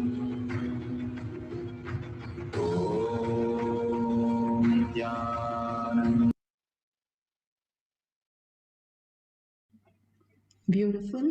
Whatever Bhagwan has shown you, please open your eyes and verify authentically all these greater signs that Bhagwan is giving us as prasada, showing us. If you have a Living Enlightenment book, that will be even more beautiful. You will get the best, whatever powerful cognition that you need to experience will be shown to you exactly for that whole process. So if you have any other thing also, that's fine. You can, if you've drawn inside an object a few times correctly, then you have manifested. You can take some pictures and you can post it in the social media. But we'll have one more cycle.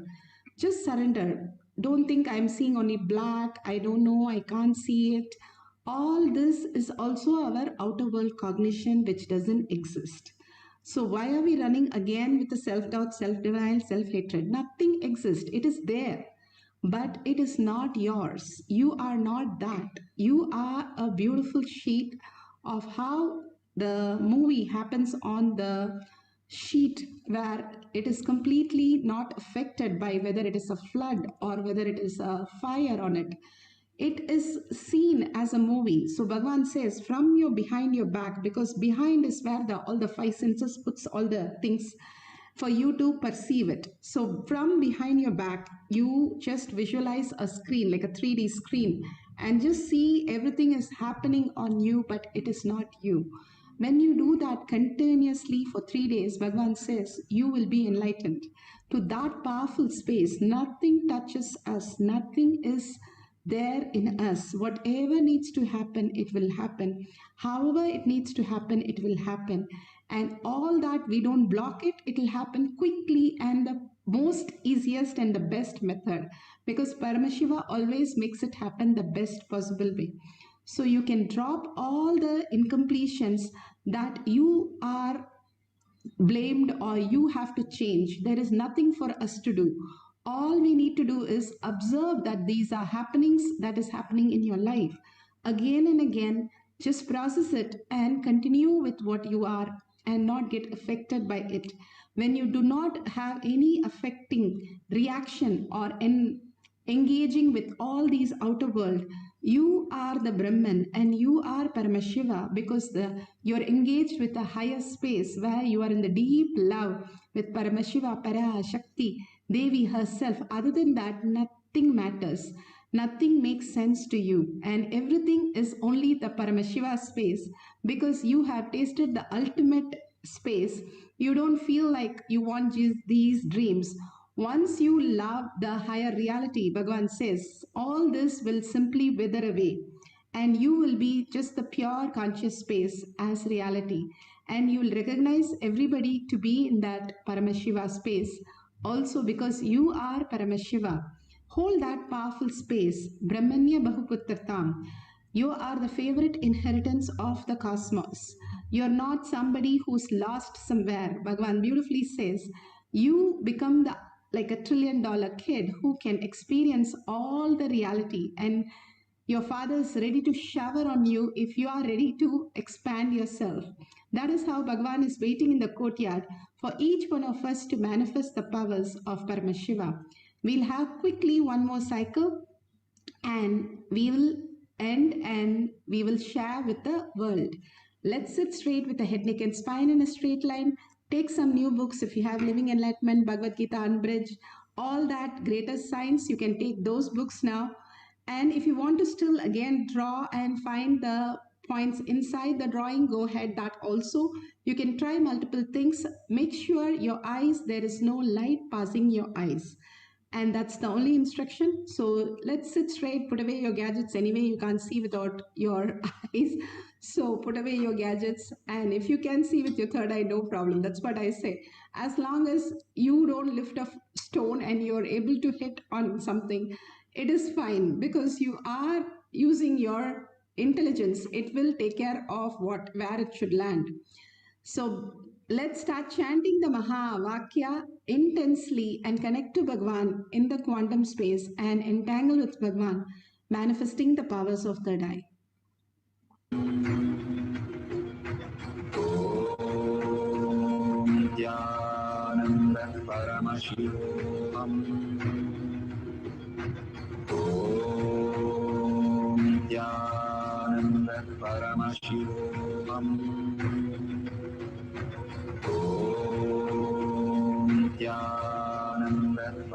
Paramashivoham. Nityananda Paramashivoham.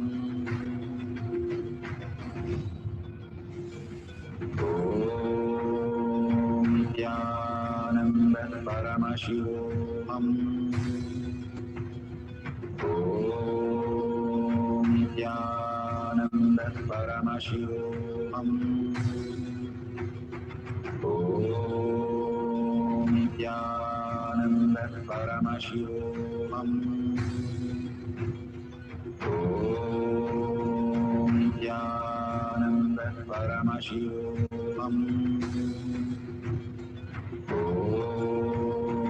Nityananda Paramashivoham. Nityananda Paramashivoham. Nityananda Paramashivoham. Nityananda Paramashivoham. Nityananda Paramashivoham.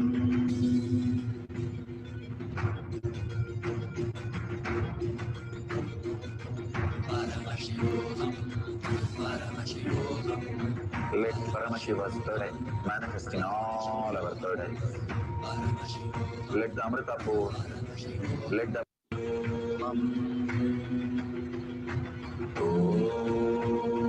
Nityananda Paramashivoham. Nityananda Paramashivoham. Nityananda Paramashivoham. Nityananda Paramashivoham. Nityananda Paramashivoham.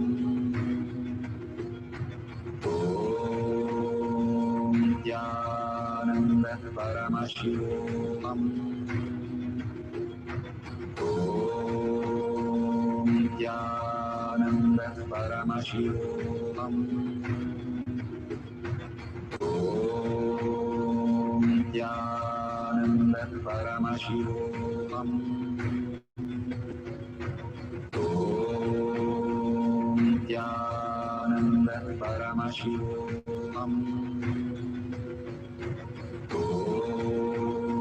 Nityananda Paramashivoham.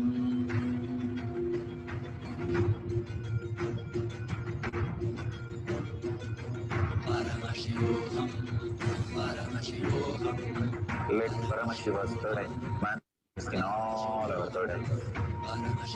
Let the Amrita pour, let the Vani open up, manifest in all of us.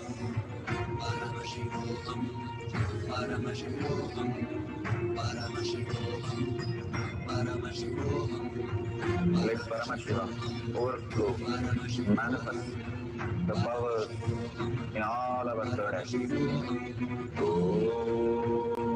Nityananda Paramashivoham.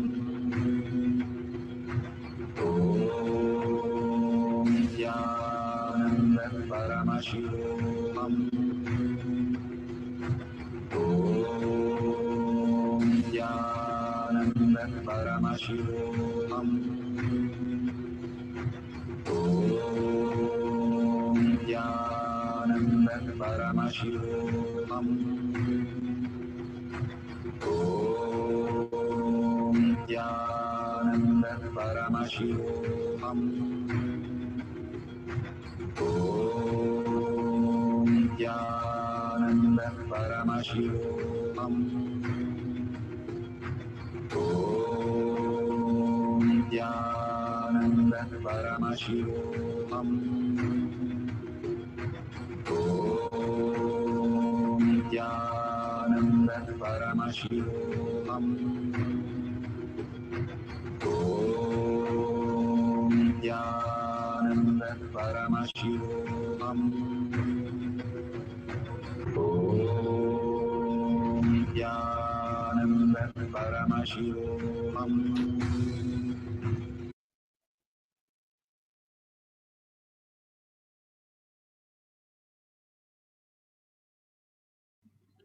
So beautiful.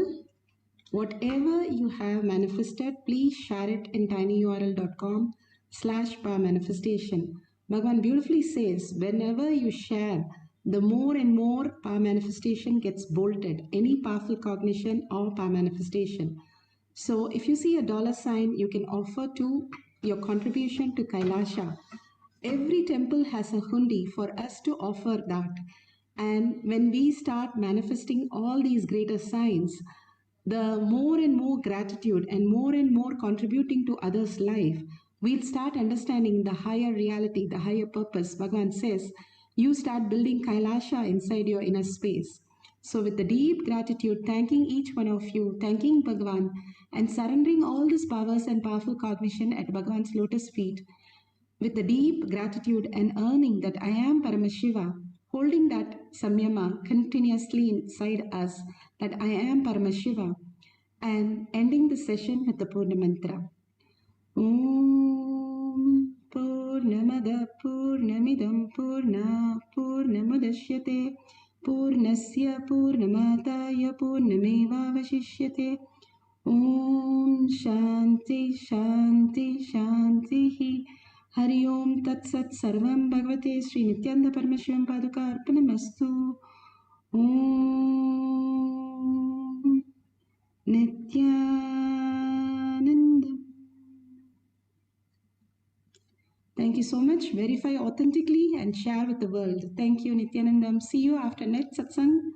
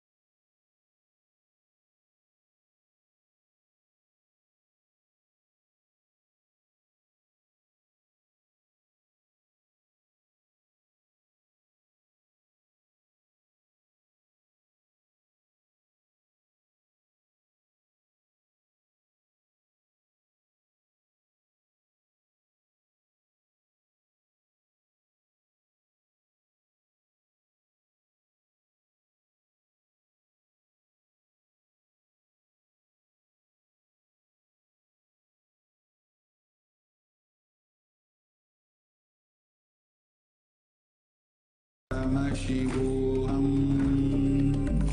Om Nityananda Paramashivoham. Om Nityananda Paramashivoham. Om Nityananda Paramashivoham. Om Nityananda Paramashivoham. Om Nityananda Paramashivoham. Om Nityananda Paramashivoham. Om Nityananda Paramashivoham. Om Nityananda Paramashivoham. Om Nityananda Paramashivoham. Om Nityananda Paramashivoham. Om Nityananda Paramashivoham. Om Nityananda Paramashivoham. Om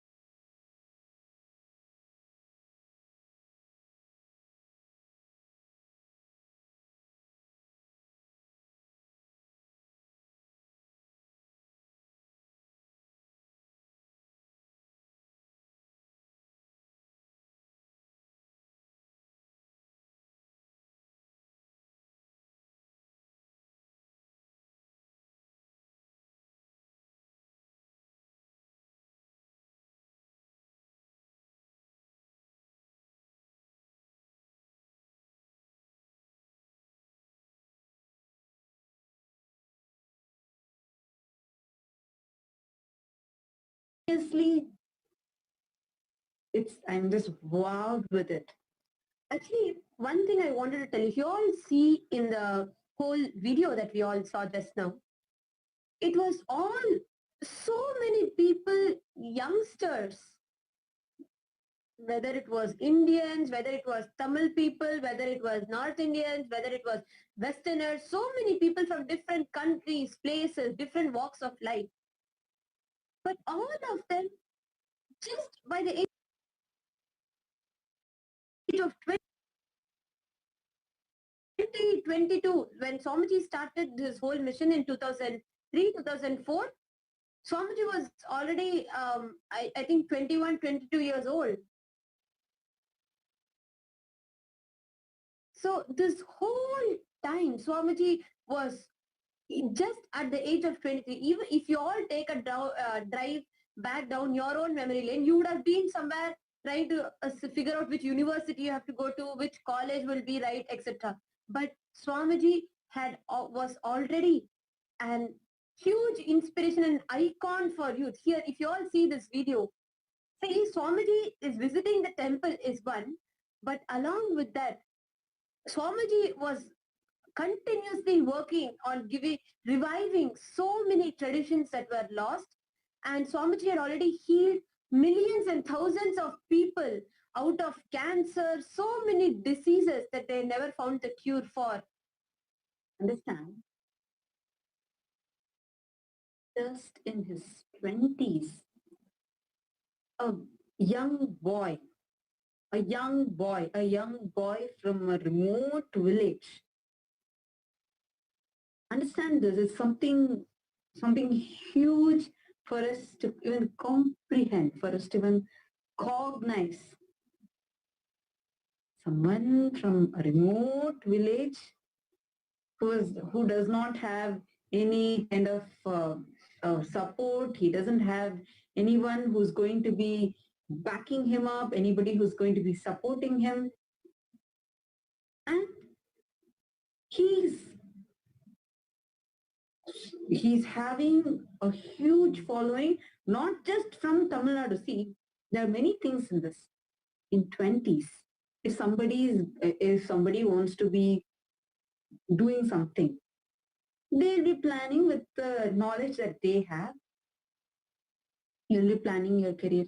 Actually, why don't we all do this? Just take a moment and leave your comments on what were you doing when you were 20 years old. What was it that you were doing? Were you having a job? Were you looking for a job? Were you attending an interview? Were you planning for your life? Or maybe you were supporting your parents, you were trying to help them. What was it that you were doing in your 20s when you were 20 years old? If you're not at 20, or if you are 20, what is it that you're doing now? Take a moment to answer this.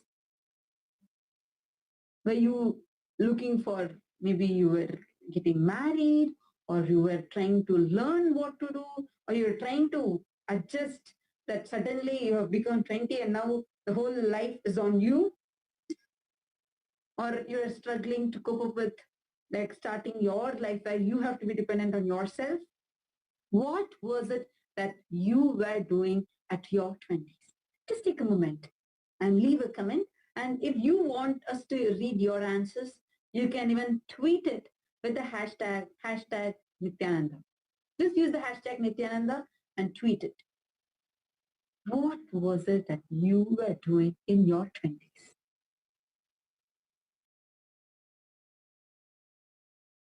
So when you are seeing this is what you are doing in your 20s, how many people were dependent on you when you were 20? 4, 5, sometimes none. Maybe your parents were taking care of themselves. Actually, here I just wanted to add one important point. See, for us, like 20 itself, we are all like so perplexed, and many of us are still trying to, understand, come to terms with how life goes, because that's when we finish our college, all our carefree days, and then we are entering into a very serious part of our life. But even before 20, actually, Swamiji had already finished, I think, 9 years of Parivrajaka, where Swamiji had walked just with his, through the feet. Swamiji had walked across in length and breadth of India, from Kanyakumari to Kashi, and from the east and eastern side and the western side of India. Swamiji had walked all the important Tirtha Kshetras. And much before that, Swamiji had already had his enlightenment experience. Swamiji had already taken sannyas. Swamiji had already practiced and understood the yoga, the importance of yoga, and physically Swamiji had already trained his body as one of the best yogic bodies. And Swamiji had also already served many sadhus and become part of many, like Swamiji was also in the Ramakrishna Mutt. He was there as a brahmachari. Like before 20 itself, Swamiji had such, like I would say, one whole lifetime Swamiji had lived already before the age of 20. So by the age of 20, not just he was well prepared for him to start. I wouldn't even say he started at 20. That would, because he had already started before that. Even to this day, understand the impact that he had created in his childhood. That even to this day, if we go and ask in his birthtown, which is Tiruvannamalai, all the people of Tiruvannamalai literally own Swamiji. And each one of them have an array of memories to share with.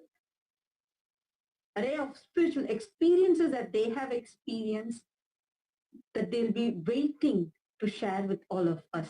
They've been there, seen Swamiji in multiple dimensions. So at his 20s, he had already had so many lives that were dependent on him. And he has been very, very responsible to make sure that not just they are all enriched, but all of them are given the enlightened lifestyle itself. And each one, so we have millions of people who have been healed from very chronic diseases. Many cases, they were very fatal and they have been healed from it. And they're alive today. We can go on and on telling about this. But he's just giving a brief introduction so that all of us understand that it is this hard work that he's doing which nobody can even fathom or comprehend about. By 42, if somebody has to create a nation, see, a nation's history is always written for world years of how each one will have so many founding fathers. Each nation, if you just go open the history book of each nation and study it, you will understand how each of them have so many founding fathers for them. So many people from each one struggling, there will be a particular motto behind it, and there will be a lot of fights and wars and everything, where it will be a huge group of people who have done that, faced that wars, won that wars, and then created a nation. And it will take generations together. Exactly. Here we have a young man who's just 40 years old, and not just declaring that he'll create a Hindu nation. He has already created it, and he has already announced about the opening of the reserve bank of that nation, and a nation for which so many enemies are just against it. Why? Because they are against Hinduism. For so many people, their vested interests are getting shaken. Despite of all of that, how can one single man create a nation? Just even if someone has the guts to declare that he'll create a nation, in a nation, not just national, international wide TV channel, every day watched by millions. And his one announcement, even his announcement that he's going to announce becomes a viral news that is being discussed all by many people around the world. See, if somebody is able to create such an impact, if somebody has the guts to declare itself, that is something great. Here he has not just declared, he has done and shown it and already announced that he is going to open the Reserve Bank of Kailasa and revive the Hindu economy. Understand, he is something, that is why he is an avatar. I don't want to use any other word because I don't know how else to describe him. Actually, this hard work of Swamiji's was not, people were not able to tolerate. See, I'm sure there are many of us who are in awe and who are just amazed by this and inspired. But at the same time, there are people who are not able to tolerate the hard work, the real revival, because Swamiji was doing the real work.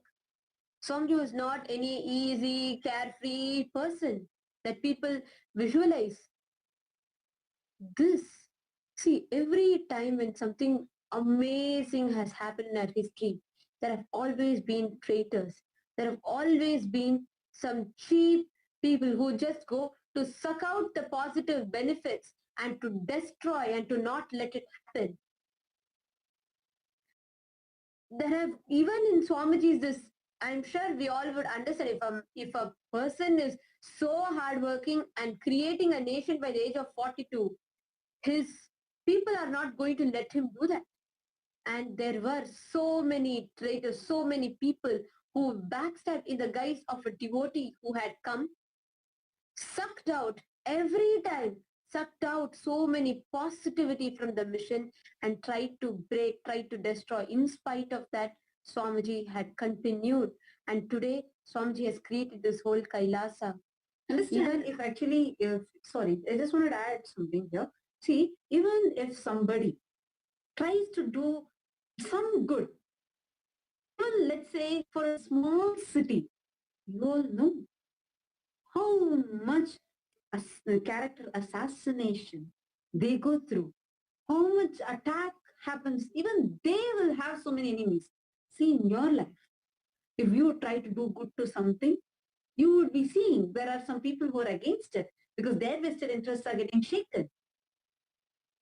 We have seen in movies how when the hero wants to do something good and we see the villains, so many villains trying to attack him from all sorts.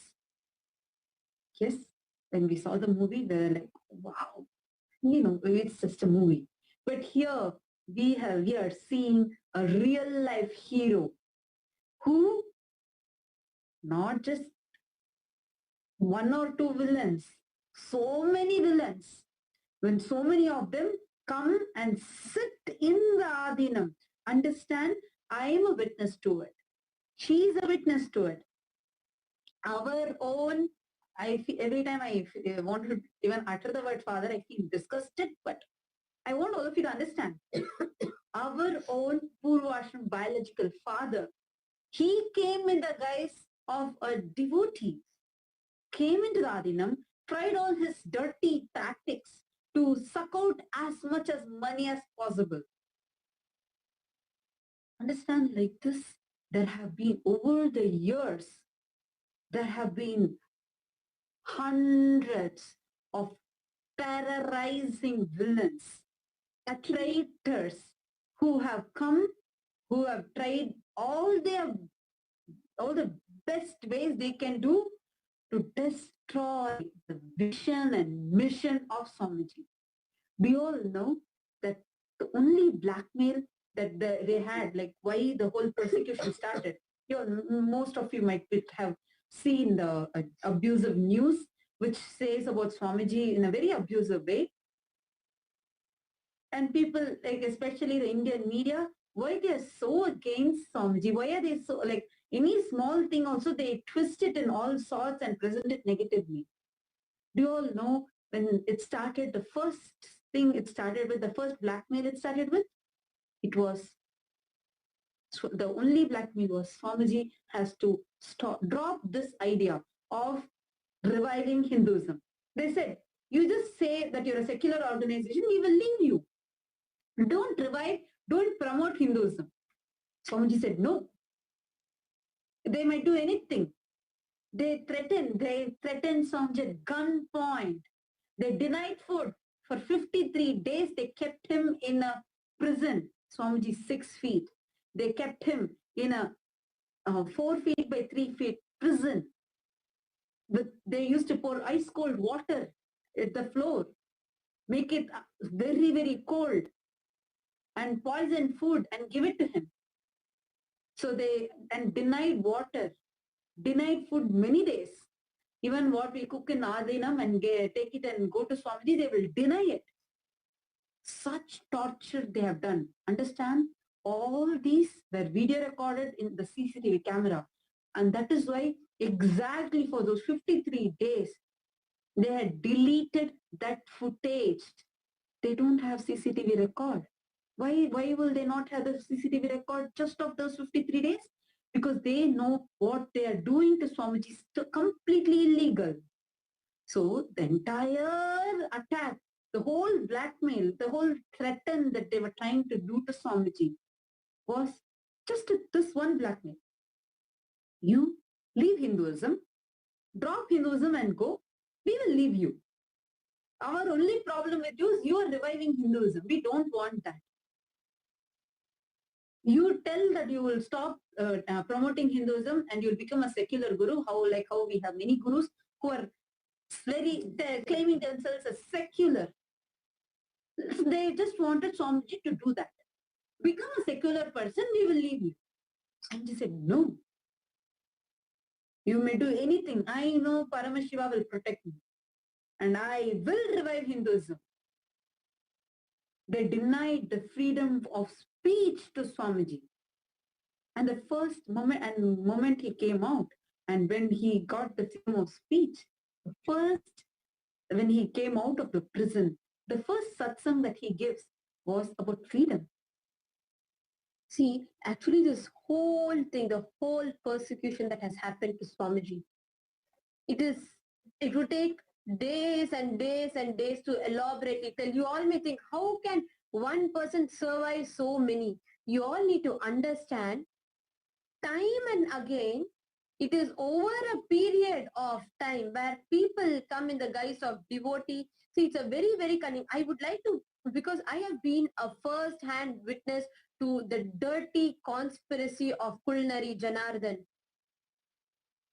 So I want to detail out to all of us to understand how strategically they come, execute, suck out the best benefits possible, and then start their mission of destroying Swamiji's hard work. How, actually, one incident I will just tell you all. There was, when this Kulnari Janardhan was in the Adinam, he joined the Adinam, I think, in the year of 2016. And he started sucking out money, different ways. What I saw was that he used to sit and he and his wife, they will fight purposely so that we all ask why, what happened, what is happening. Then they will tell, no, we are not having money, there is so much of struggle. And then they would ask Swamiji, and out of his compassion, when it comes to his Adinavasi, the people who are with him, Swamiji always takes care of the entire family. So there was crores of rupees that Kulnari's wife took. This happened on one side. I just like to actually explain this a little. See, if you observe this situation even, I'd like to elaborate it so all of you understand. We all lived as a whole family in the Adinam. And as he was sharing, even in his 20s, he already had thousands of people who were economically also dependent on him, meaning whatever they had, they left their homes, everything, and came up, and they were completely dependent on Swamiji. Swamiji, like that only when our family was, at least that's how Kulnari and his wife claimed to be. I just wanted to put it in quotes because all of you need to understand that was not their real motive. Their motive was to suck as much as possible from the organization. So they came in, and as she was describing, they create a fight. So what happens in a fight? So they tell, oh, okay, we have a lot of loans and we are fighting because of that. And I don't want to go out, and we have come here only believing Swamiji. So we want Swamiji to solve it. And then Swamiji will say, he's more compassionate. And money and all, he'll never even question them or anything. He'll tell, all right, for the sake of a simple one loan issue, you guys don't destroy your relationship. Your relationship is much more important. He'll give importance to relationships. He'll give importance to the space of completion. And for that, he gave the money. And what did these people do? Like this, they create multiple situations. I think at least easily some 10 to 15 times. But this was only one way of sucking out money. See, one more was where he used to, this was happening in the front phase, like where he used to continuously create this fight. It was such an ugly, disgusting, I would say that they were one of the most ugliest and disgusting people that ever lived in the organization. That the whole Sangha that ever lived were these two who would always fight in front of public. And one more side, behind this part was like I was completely oblivious of their intentions and behind what they used to do. But this whole financial embezzlement that he was doing was found out by Mata Priya. But actually that was in a different situation. So as I was explaining, like we were all in the arena, and his financial embezzlement. For many of you might be wondering, who is this Kulnari and what is it we are talking about? I'm seeing even few people are sending the messages asking who it is.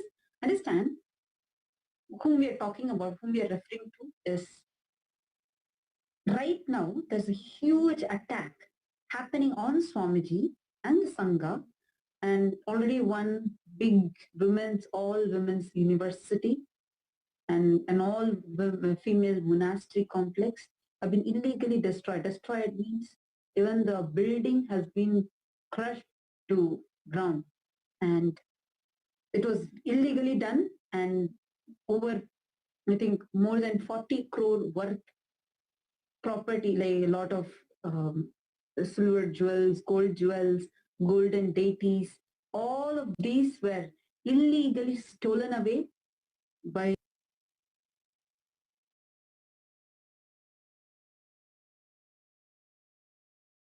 a group of goons and police, and parents are behind us, and they are trying to kill us because we are a witness to the crimes that they have committed, and we are telling them they are trying to attack and kill Swamiji, which we are completely against. And because we are a witness to their crimes, they are trying to kill both of us. So when we are referring to Kulnari, we are referring to our biological Purvashram father. And when we are telling to Kulnari's wife, we are referring to our biological Purvashram mother. And because I'm really disgusted to even use mother, father, all these are very sacred words for us. So using it on them, I feel really disgusted. So basically we are presenting about what all happened. Like just giving one example to all of you in how many levels some just face the persecution, just by giving one example of Kulnari. Like the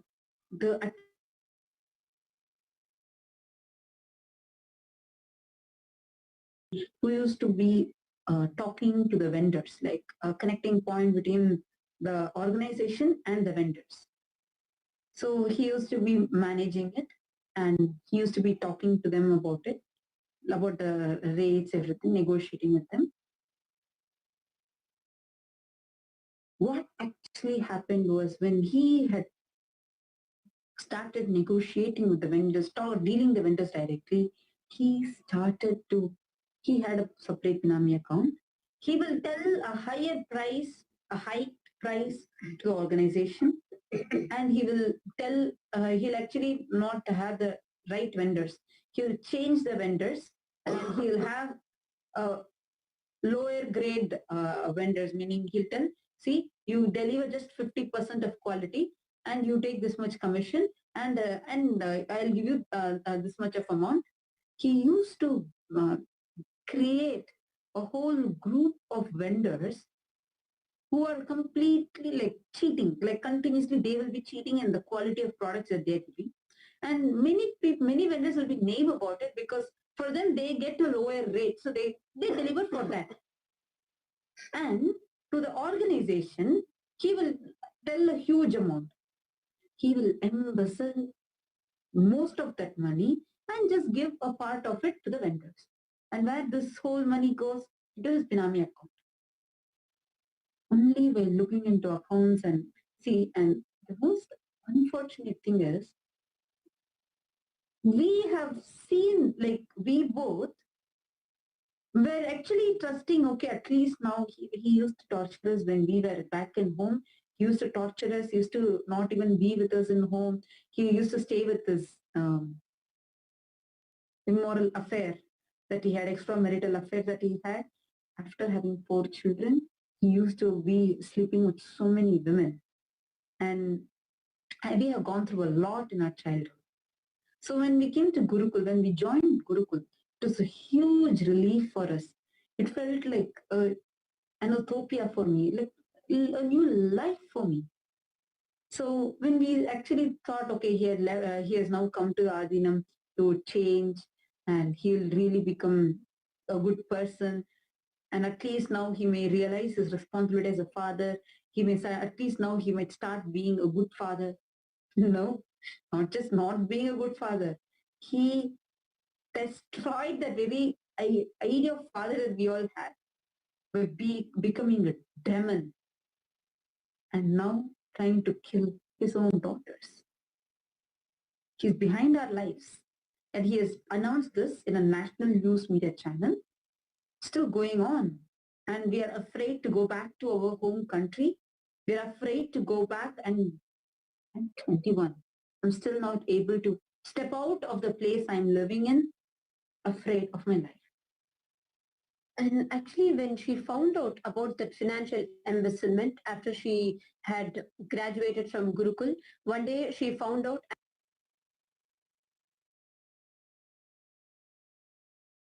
And when she called that Kulnari Janardhan and asked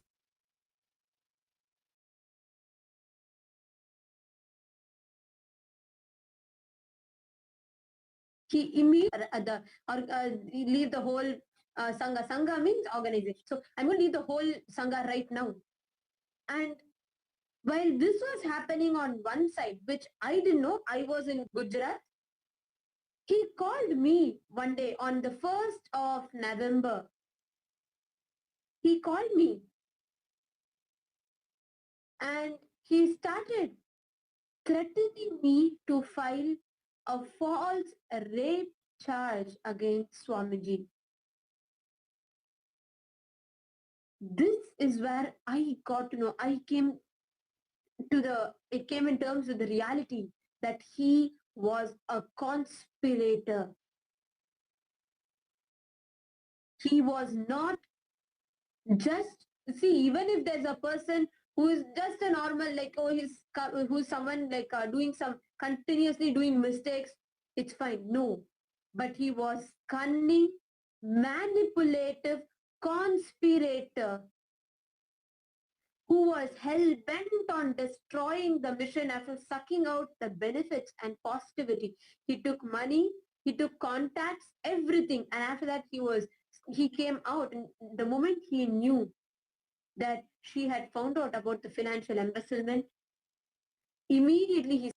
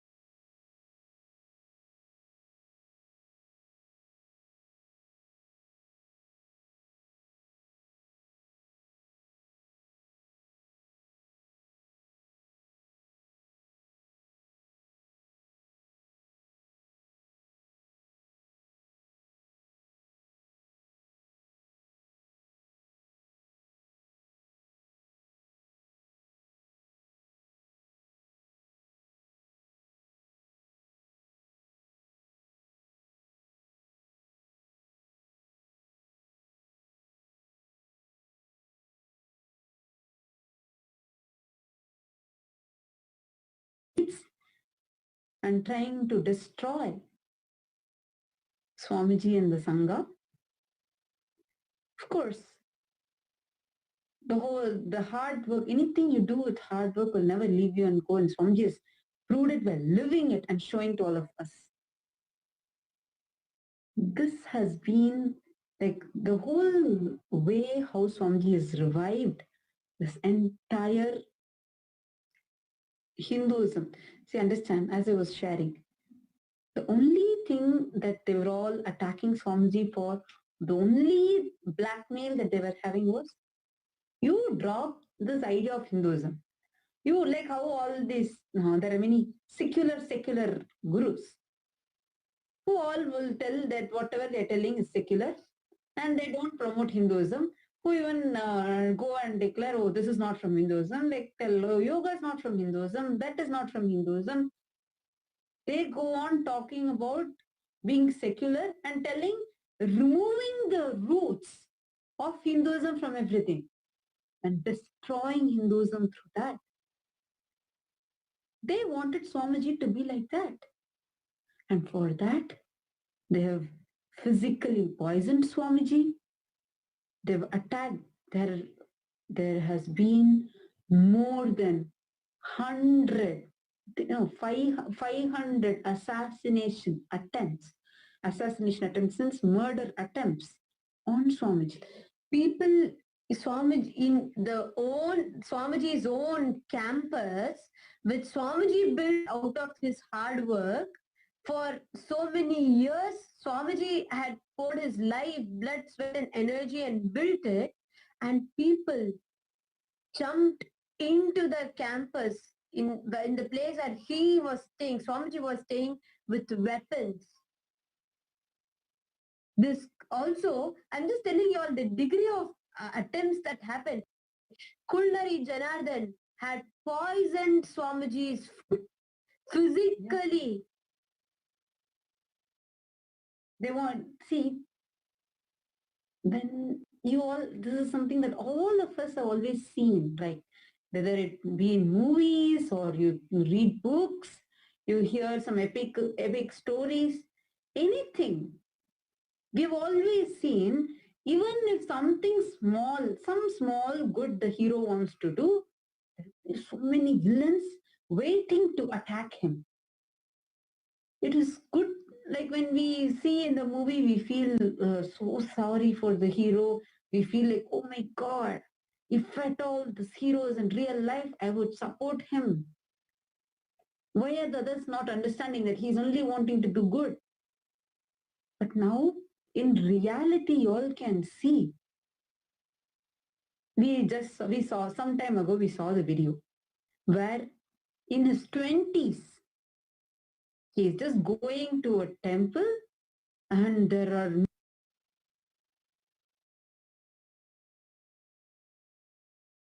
millions flocked in the temple just to catch a glimpse of darshan of Swamiji, just to have one glimpse. And at what time is this? 5 a.m. in the morning. I think we should just watch that video clip once again so we understand how many people have been inspired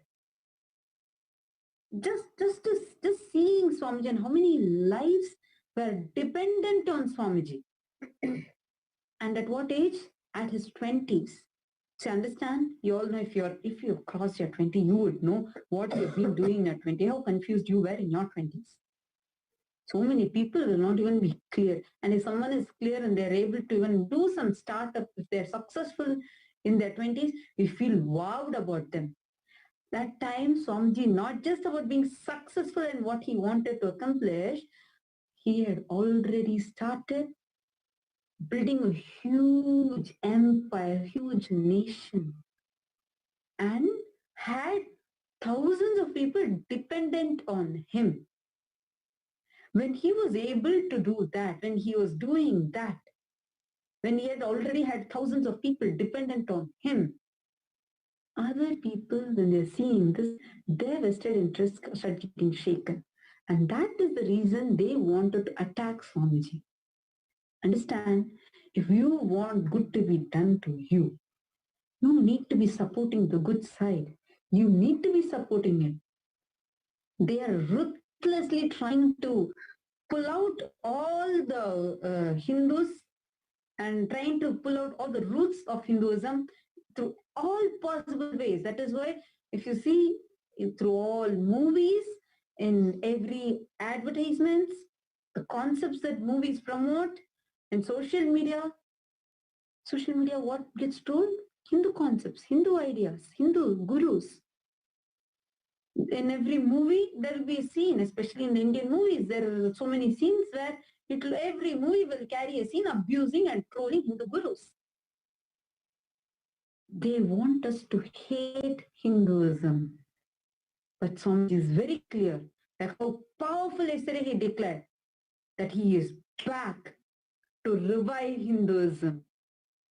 And he will not let Hinduism to die, come what may.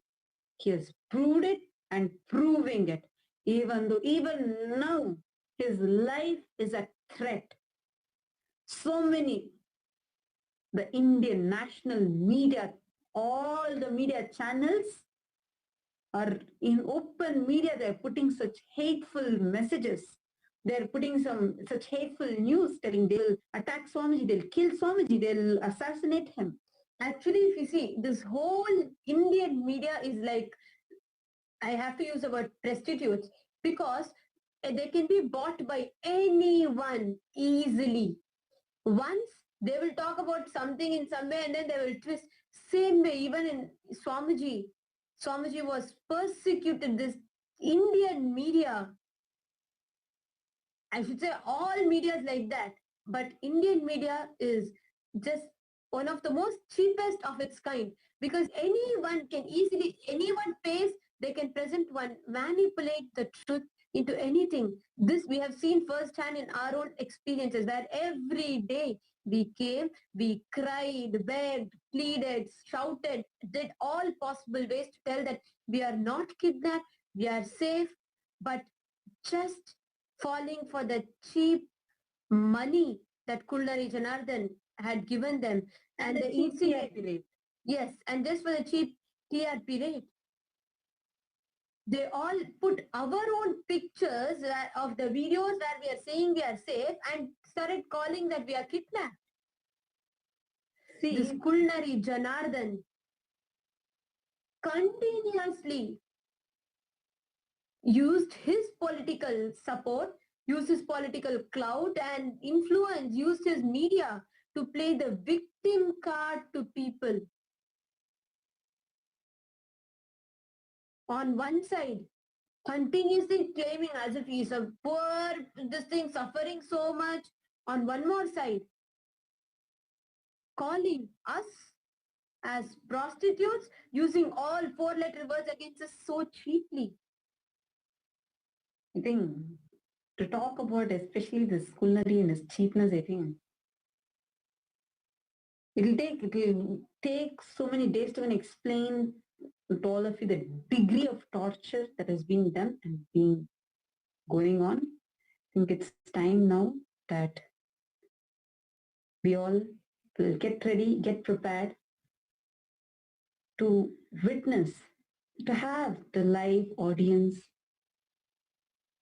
of the divine, to receive the darshan of the avatar. So let's get prepared for that.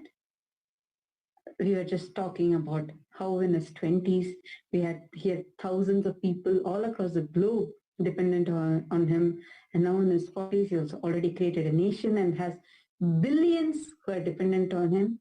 So let's get prepared to receive darshan from Swamiji. Please sit straight. Sit with your head, neck and spine in a straight line. Close your eyes. Breathe in and breathe out deeply.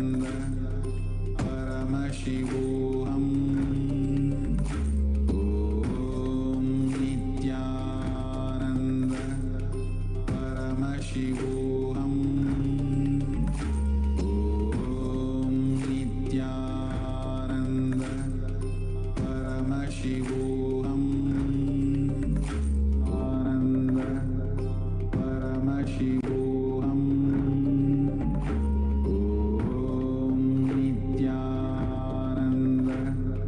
Paramashivoham. Om Nityananda Paramashivoham. Connecting with the divine with your eyes closed is meditation. Connecting with the divine with your eyes open is darshan. Come, let us all now move from meditation to darshan. Slowly, very slowly, please open your eyes.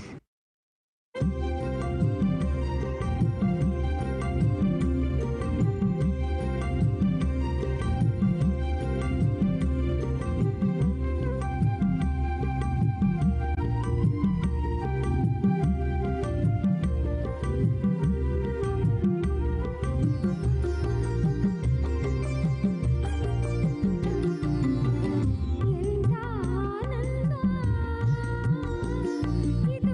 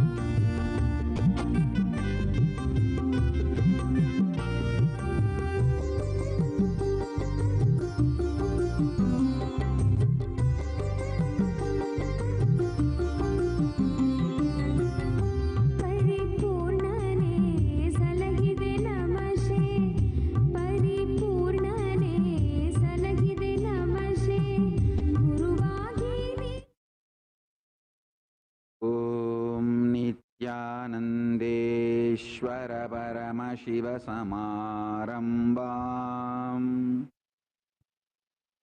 नित्यानन्देश्वरि पराशक्ति मध्यमाम् अस्मदाचार्य पर्यन्ताम् वन्दे गुरु परम्पराम्.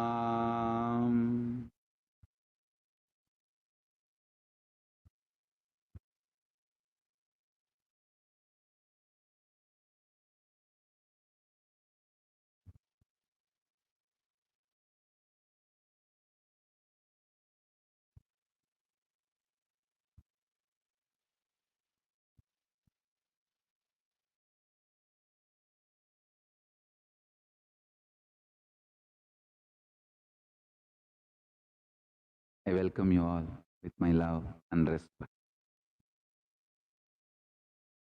I welcome all the devotees, disciples,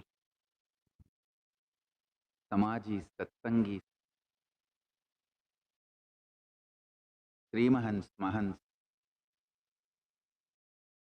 Tanedar, Kotari, visitors, viewers, sitting with us all over the world. All the living and practicing Hindus and Kailasas, ministers, ambassadors, diplomats, consulate generals, supporters. I welcome all of you with my love and respect.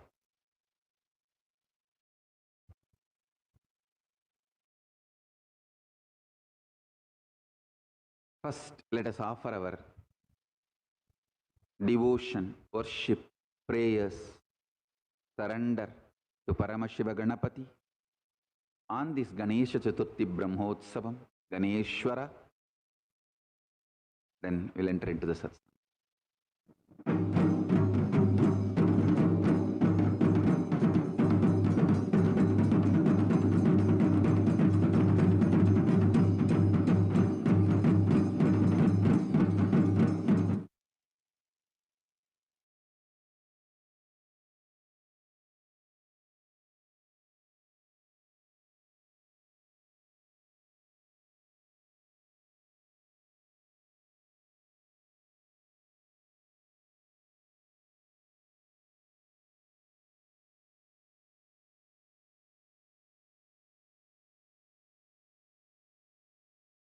Ananda Ganesha, Sri Mahaganapati, and at the feet of Jagat Guru Mahasannidhanam, His Divine Holiness Swamiji. Bija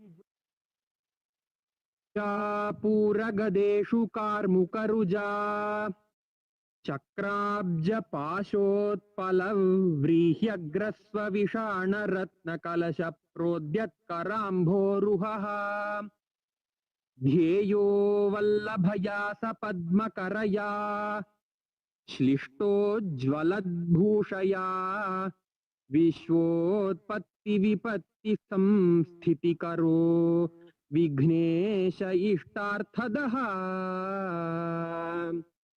Om Dhurasi Dhurvadhurvan Sandhurvatanyo Osman Dhurvati Sandhur Vayam Vayam Dhurvamasvan Devanamati Saskitamam Papritamam Juktatamam Bandhitamam Devabhutamam Ahritamasi Havirdhanam Drigambhasvamahva Armitrasya Tvachakusha Prekshema Bhirma Samviktha Matvahi Kusham Om Gam Ganapataye Namaha Om Shri Mahaganapataye Namaha Ananda Ganeshaya Namaha Upamagrapayami Om Uddipya Svajata Vedo Paghanan Nirritim Mama Pashubhischa Mahyama Vahajivanam Chadishodisha Mano Higumti Jata Vedo Kamashvam Purushan Jagat Abhibhradagna Agahi Shriyama Paripataya Om Gam Ganapataye Namaha Om Shri Mahaganapataye Namaha Ananda Ganeshaya Namaha Yekaharati Deepam Sandarshayami Om Madhuvasartayate Madhuksharanti Sindhavaha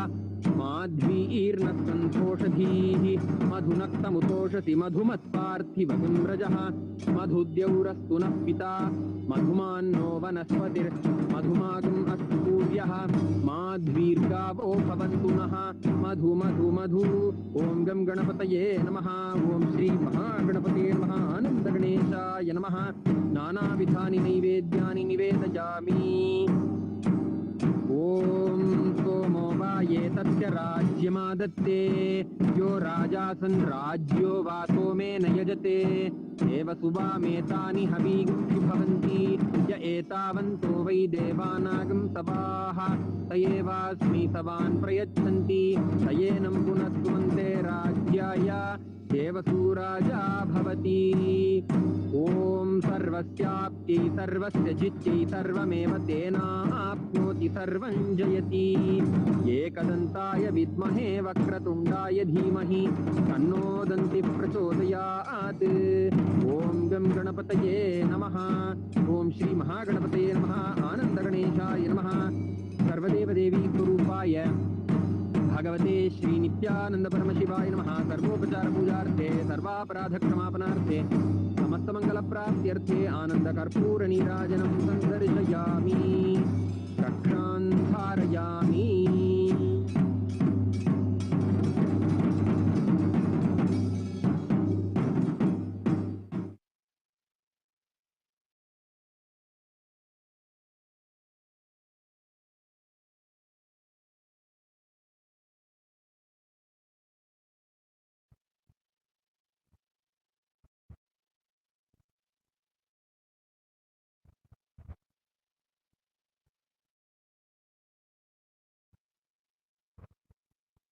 Paramashiva's message directly from Kailasa.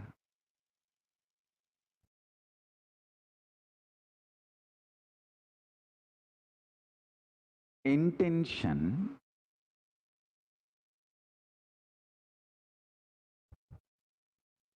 to be established in superconsciousness strengthens the manifestation of superconsciousness in you, makes many of your unconscious patterns irrelevant, not only complete, clean, not only you get detoxed, those patterns become irrelevant, means they never come back again. Listen. Three major things are declared in Hindu tradition as a powerful detox process support for manifesting conscious intention and superconsciousness. First, ahara, the diet. Second, Adhyayana Shastra, studying the scriptures, infusing powerful cognitions. Third, Aradhana Puja. These 3 A's, Ahara, Adhyayana, Aradhana, these 3 put together is a sure shot for detox and to manifest conscious intention, superconscious state, space, powers, being, and enlightenment, everything, all the best things. So today, I am introducing 3 Nirahara Samyamas. Already we have 1 Nirahara Samyama. Now I am introducing 3 more Samyamas. Rama Nirahara Samyama, Krishna Nirahara Samyama, Vedavyasa Nirahara Samyama. All these 3 also will be managed by the same team under Sri Pranavananda, who is managing the Nirahara Samyama.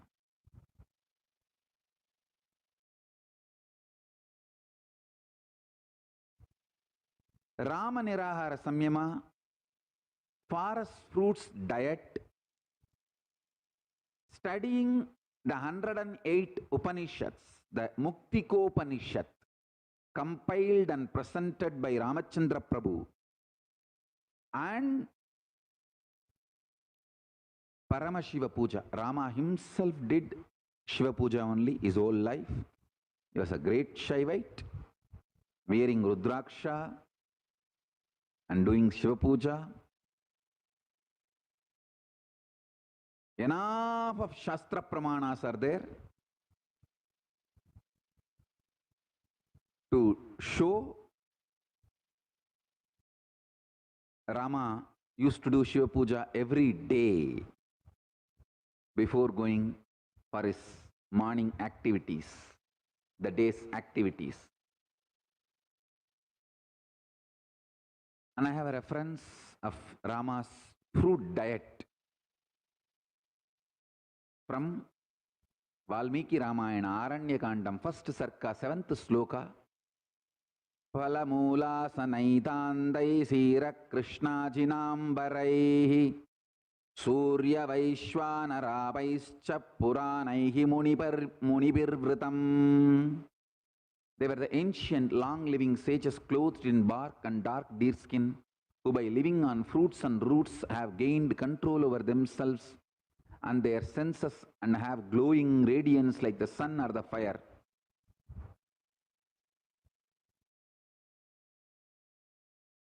So this is the Vanavasa diet. Next I am introducing, of course I have more Shastra Pramanas. I will put everything in the Facebook.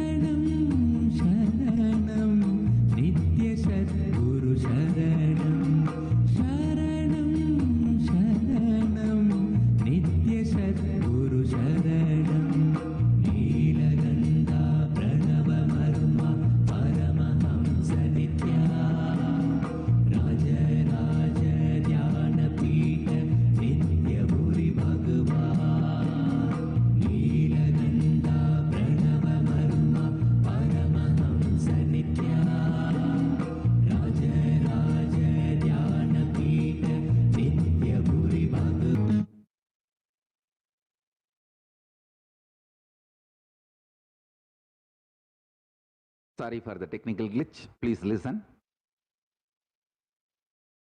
I'll give you all the Shastra Pramanas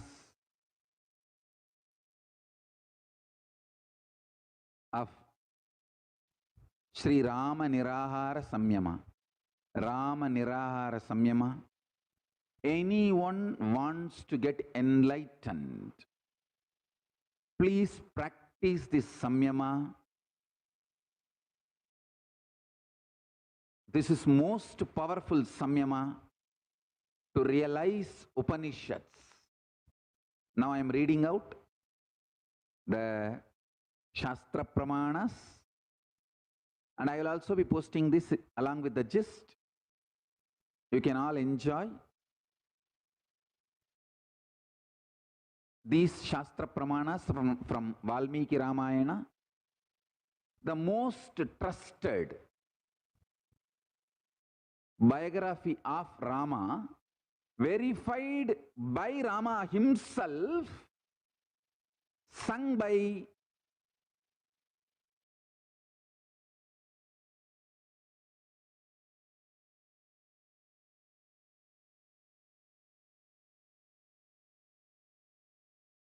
Lavan Kusha in Rama Sabha, in Rama's court. So, this is Valmiki Ramayana, Aranyakanta, first Sarga, 22nd Sloka. Eva mukpa falai mulaihi pushpai vanyai cha ragavam anyai cha vividaharai ta lakshmanam apujayan. Having said so, the sages offered with reverence fruits, roots, flowers, and other forest foods to Rama and Lakshmana. Next.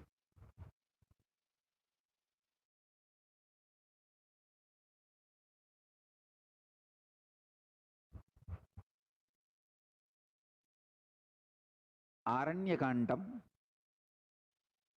74th Sarka, 17th Sloka, 17th Sloka. Mayadu vividam vanyam sanchitam prusharshaba tavarte prushabhyakrama pambayadira sambhavam. Sabari said, O best among men, I have collected and kept for your sake different kinds of forest food grown on the bank of Pamba.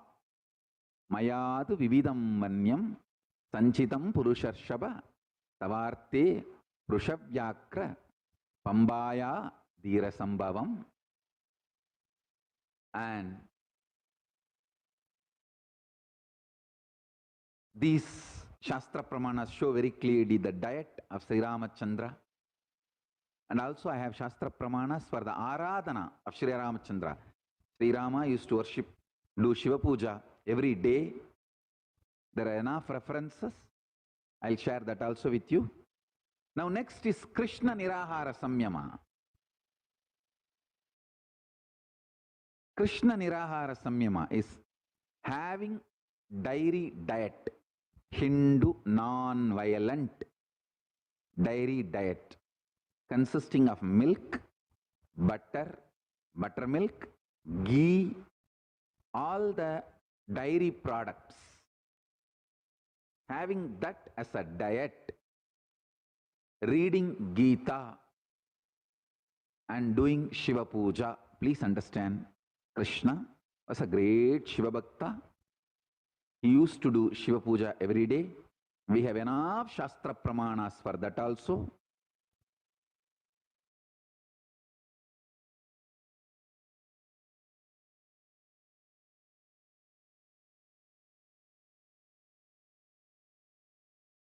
I'll give you enough Shastra Pramanas. Now,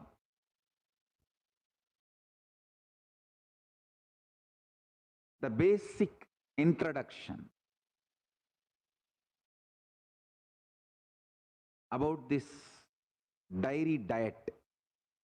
Ayurveda Nikandu Bhava Prakasha Atikara Dadivarga Sutra 6. pavitram deepanam krityam pushtikrit pavanapaham.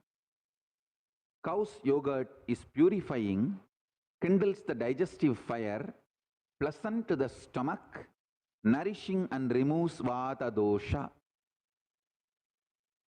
Qualities of milk is described in Ayurveda Nikandu, Bhavaprakasha Adhigara Dukta Varga Sutra 1 and 2. Duktam sumaduram sniktam vada pittaharam sudam satmyam sarva sariranam jivanam brahmanam palyam metyam ayushyam rasayanam. Milk has the following qualities: sweetness, stickiness or viscosity, ability to remove vada and pitta, coolness, ability in making all beings to be grounded in their consciousness, ability to give life, nourishing quality, ability to give strength and ability to awaken intelligence, ability to increase longevity, anti-aging properties. Qualities of cow's butter. Ayurveda Nigandu Bhavaprakasha says, Purvakanta Mishra Prakarana Adhikara Navanida Varka Sutra 1. Hitam Varna Balaknikrit Vada Pitta Srukshaya Arsho Artidakasa Kritat Hidam Palake Vritte Viseshat Amritam Shisho. Meaning, cow's butter is beneficial to health, increases luster, increases bodily agni, reduces vada, pitta and blood, removes piles problems, paralysis of the muscles on one side of the face and neck. It is very much beneficial in young children, and in the aged ones, it is nectar for infants. So,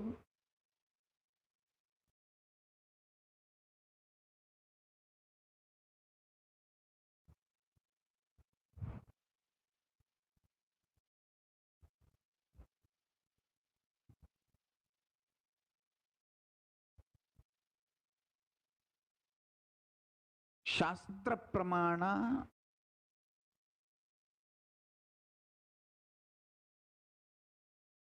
for Krishna Nirahara Samyama,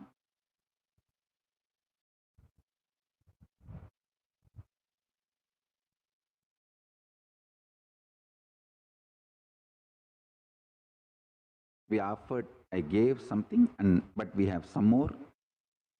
I'll share with you in the Facebook postings, along with the satsang gist. The third is Vedavyasa Samyama.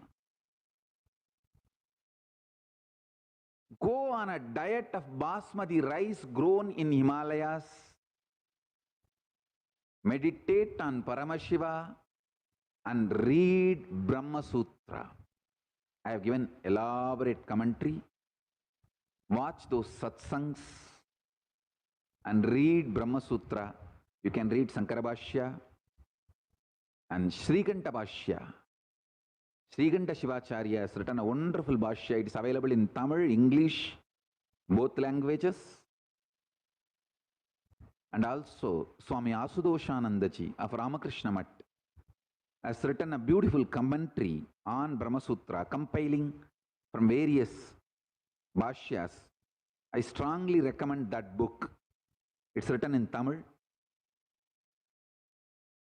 In English also various commentaries are available. You can read. Kaitara Vada Pittagna Kurava Metya Chaiva Palavaha. This is the Ayurveda Nigandu, Bhavaprakasha, Purvakanta, Mishra Prakarana Adhigara Danyavarga. Says, rice grown in Ketar, means the Himalayas, removes Vada and Pitta. It is heavy and hence gives groundedness, kindles intelligence, produces strength.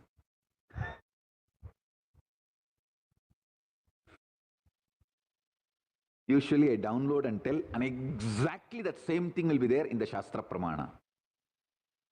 I uttered, eat the rice grown in Himalayas before we found the Shastra Pramana. I saw from the cosmic records and told. Now we found the exact, precise Shastra Pramana. Anyhow,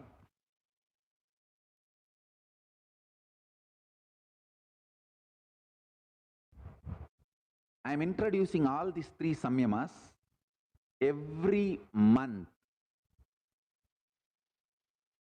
The first day of the month, all four samyamas, Sri Rama Samyama, Sri Krishna Samyama, Sri Vyasa Samyama, and Nityananda Nirahara Samyama. All these four will start every month, first day. People can register and you will be given guidance and orientations, support by a beautiful ecosystem evolved with Sri Pranavananda and his team. They are doing a wonderful work. So you can enroll for any samyama and start practicing it. And now, if you have any questions, please email us. We will email this link, we will clarify based on Shastra Pramanas. So, Pramana for Vedavyasa Samyama from Yajnavalkya Smriti, Prayaschitta Adhyaya 31st Sloka, Kala Agni Karma Mrityu Vayu Manongnyanam Tapojalam Paschadapa Nirahara Sarve Amisutti Hetavaha. This is Pramana for Nirahara. The translation is time, fire, action, soil, air, mind, knowledge, penance, water, reliving, and nirahara. All of this are means for purification. Time purifies, fire purifies, soil purifies the skin, air purifies the internal organs, mind can purify your buddhi, powerful cognitions, knowledge can purify your very consciousness, tapas can purify all your psychological, physiological, emotional existence. Water can purify many things internally and externally. Reliving, paschadapa means completion. Reliving and relieving. And nirahara. All these are amazing, powerful method for detox. I have seen my own guru, Raghupati Yogi. He will take the temple sand and mix it with the Vazhattaru Saru. Means the core of banana trees. Banana tree stem. With that, from that he will take juice, which will be very thick. He will mix that juice with that temple sand and apply it on the back spine to awaken the Kundalini Shakti and detox people. It used to work miracles. Anyhow, soon I'll start all those Ayurvedic Aushadha processes also in Kailasa, providing health, everything. We have a team of doctors getting trained in sannyas, Siddha, Ayurvedic, Allopathy, many doctors, team of doctors getting trained in sannyas. My own daughter Atma Priya is a doctor. And we have team of doctors getting trained for sannyas. Actually, all they need is the sannyas training. power manifestation training. Otherwise, the modern day medical education is too little. The Hindu traditional medicine has so much to offer. But the modern day medicine gives a kind of an authority to practice. For that only this modern day medicine certificates are needed. Otherwise, the Hindu medical system has so much to offer. And anyhow, the good news is I am going to revive all this in Kailasa. Everything is ready. Soon, let this pandemic be over and international traveling start. You can all come to Kailasa physically and enjoy Kailasa and all the great things Kailasa has to offer.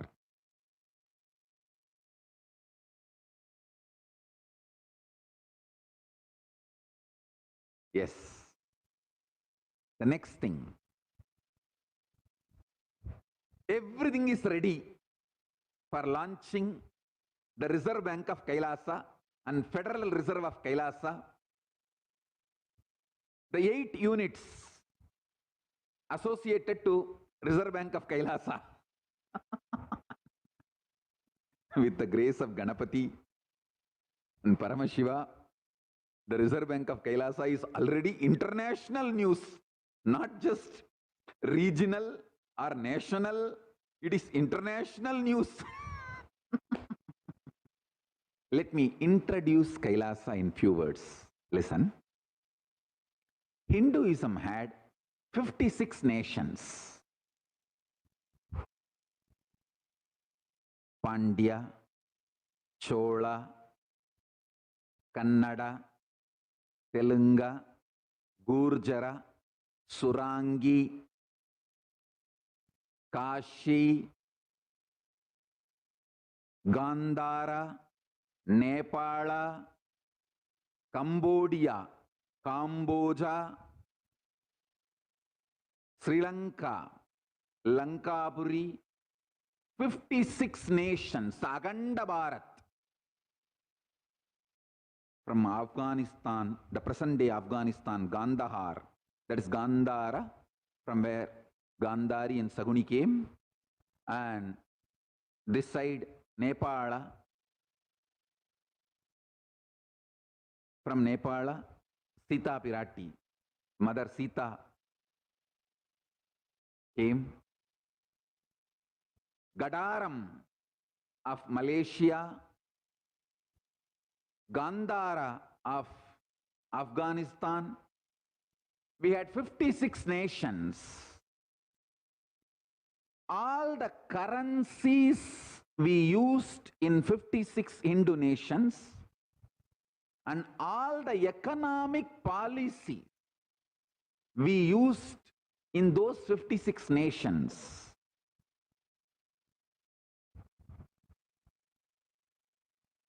the internal economic policies and economic policies for external trade, currency exchange.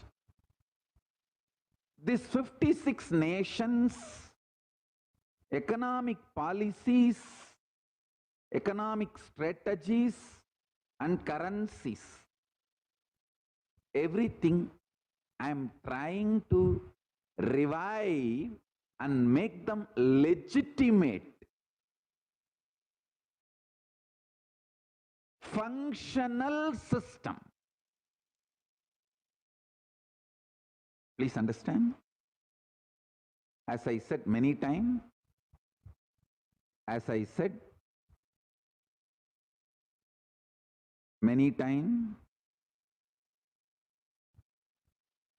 Hinduism needs revivers, not reformers. I am not reformer, I am reviver. Understand? I am not reformer, I am reviver. So this 56 Hindu nations, whatever currencies we had and whatever policies we had and whatever strategies we had.